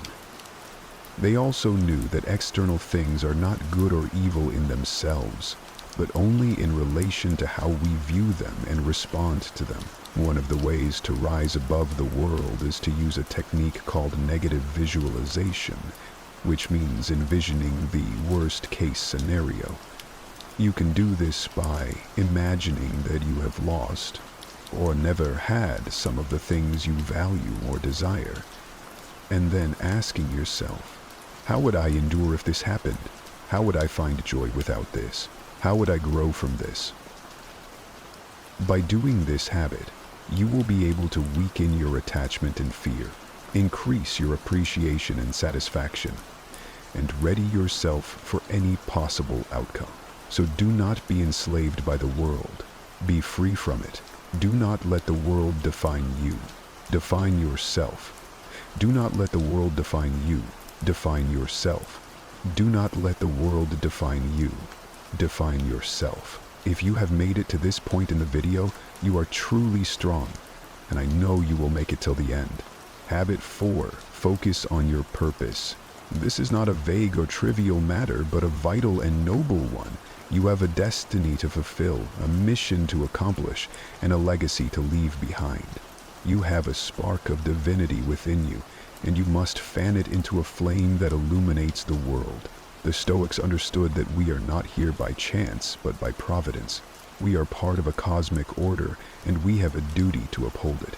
We are not mere spectators, but active participants. We are not isolated individuals, but interconnected beings. We are not passive consumers, but creative contributors. To focus on your purpose, you must practice prososche, or attention. This is the art of being mindful and aware of your thoughts, words, and deeds. You must constantly ask yourself questions like, what is my purpose in life? What is the most excellent way to pursue it?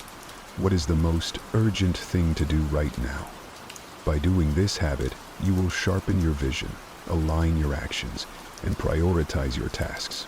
You will not waste time on distractions, but invest it in essentials. You will not drift aimlessly, but move purposefully. Habit 5, practice self-discipline.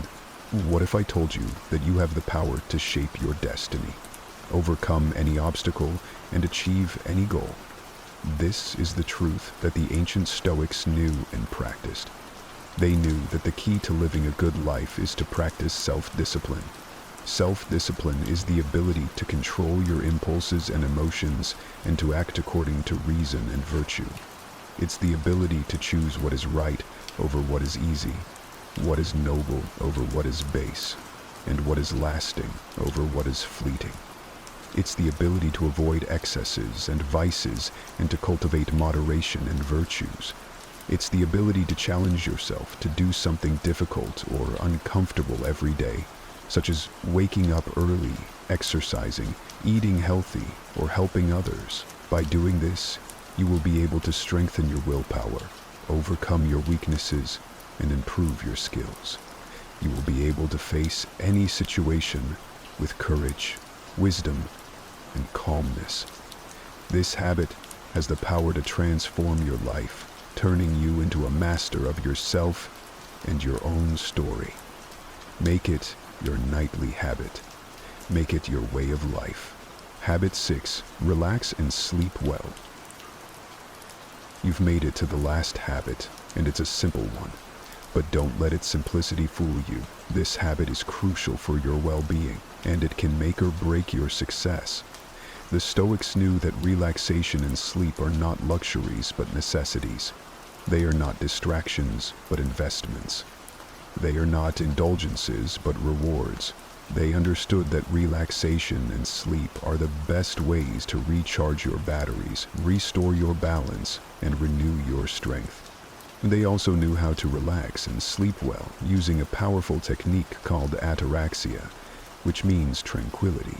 You can practice ataraxia by breathing deeply and slowly letting go of any tension or stress, stretching your body and releasing any stiffness or pain, meditating on your purpose or your values, praying to your higher power or your inner wisdom. By doing this habit, you will be able to relax your mind, relax your body, and sleep like a baby. And when you wake up, you will be ready to face the day with confidence, courage, and clarity. This habit is the final touch to your lifestyle, and it will make all the difference. So don't neglect it, don't underestimate it, and don't sacrifice it for anything. Relax and sleep well, my friend. You deserve it. These are the 6 nightly habits that will make you more resilient, calm, and focused.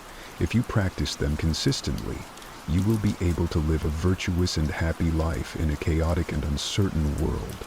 But don't just take my word for it. Try them for yourself and see the results.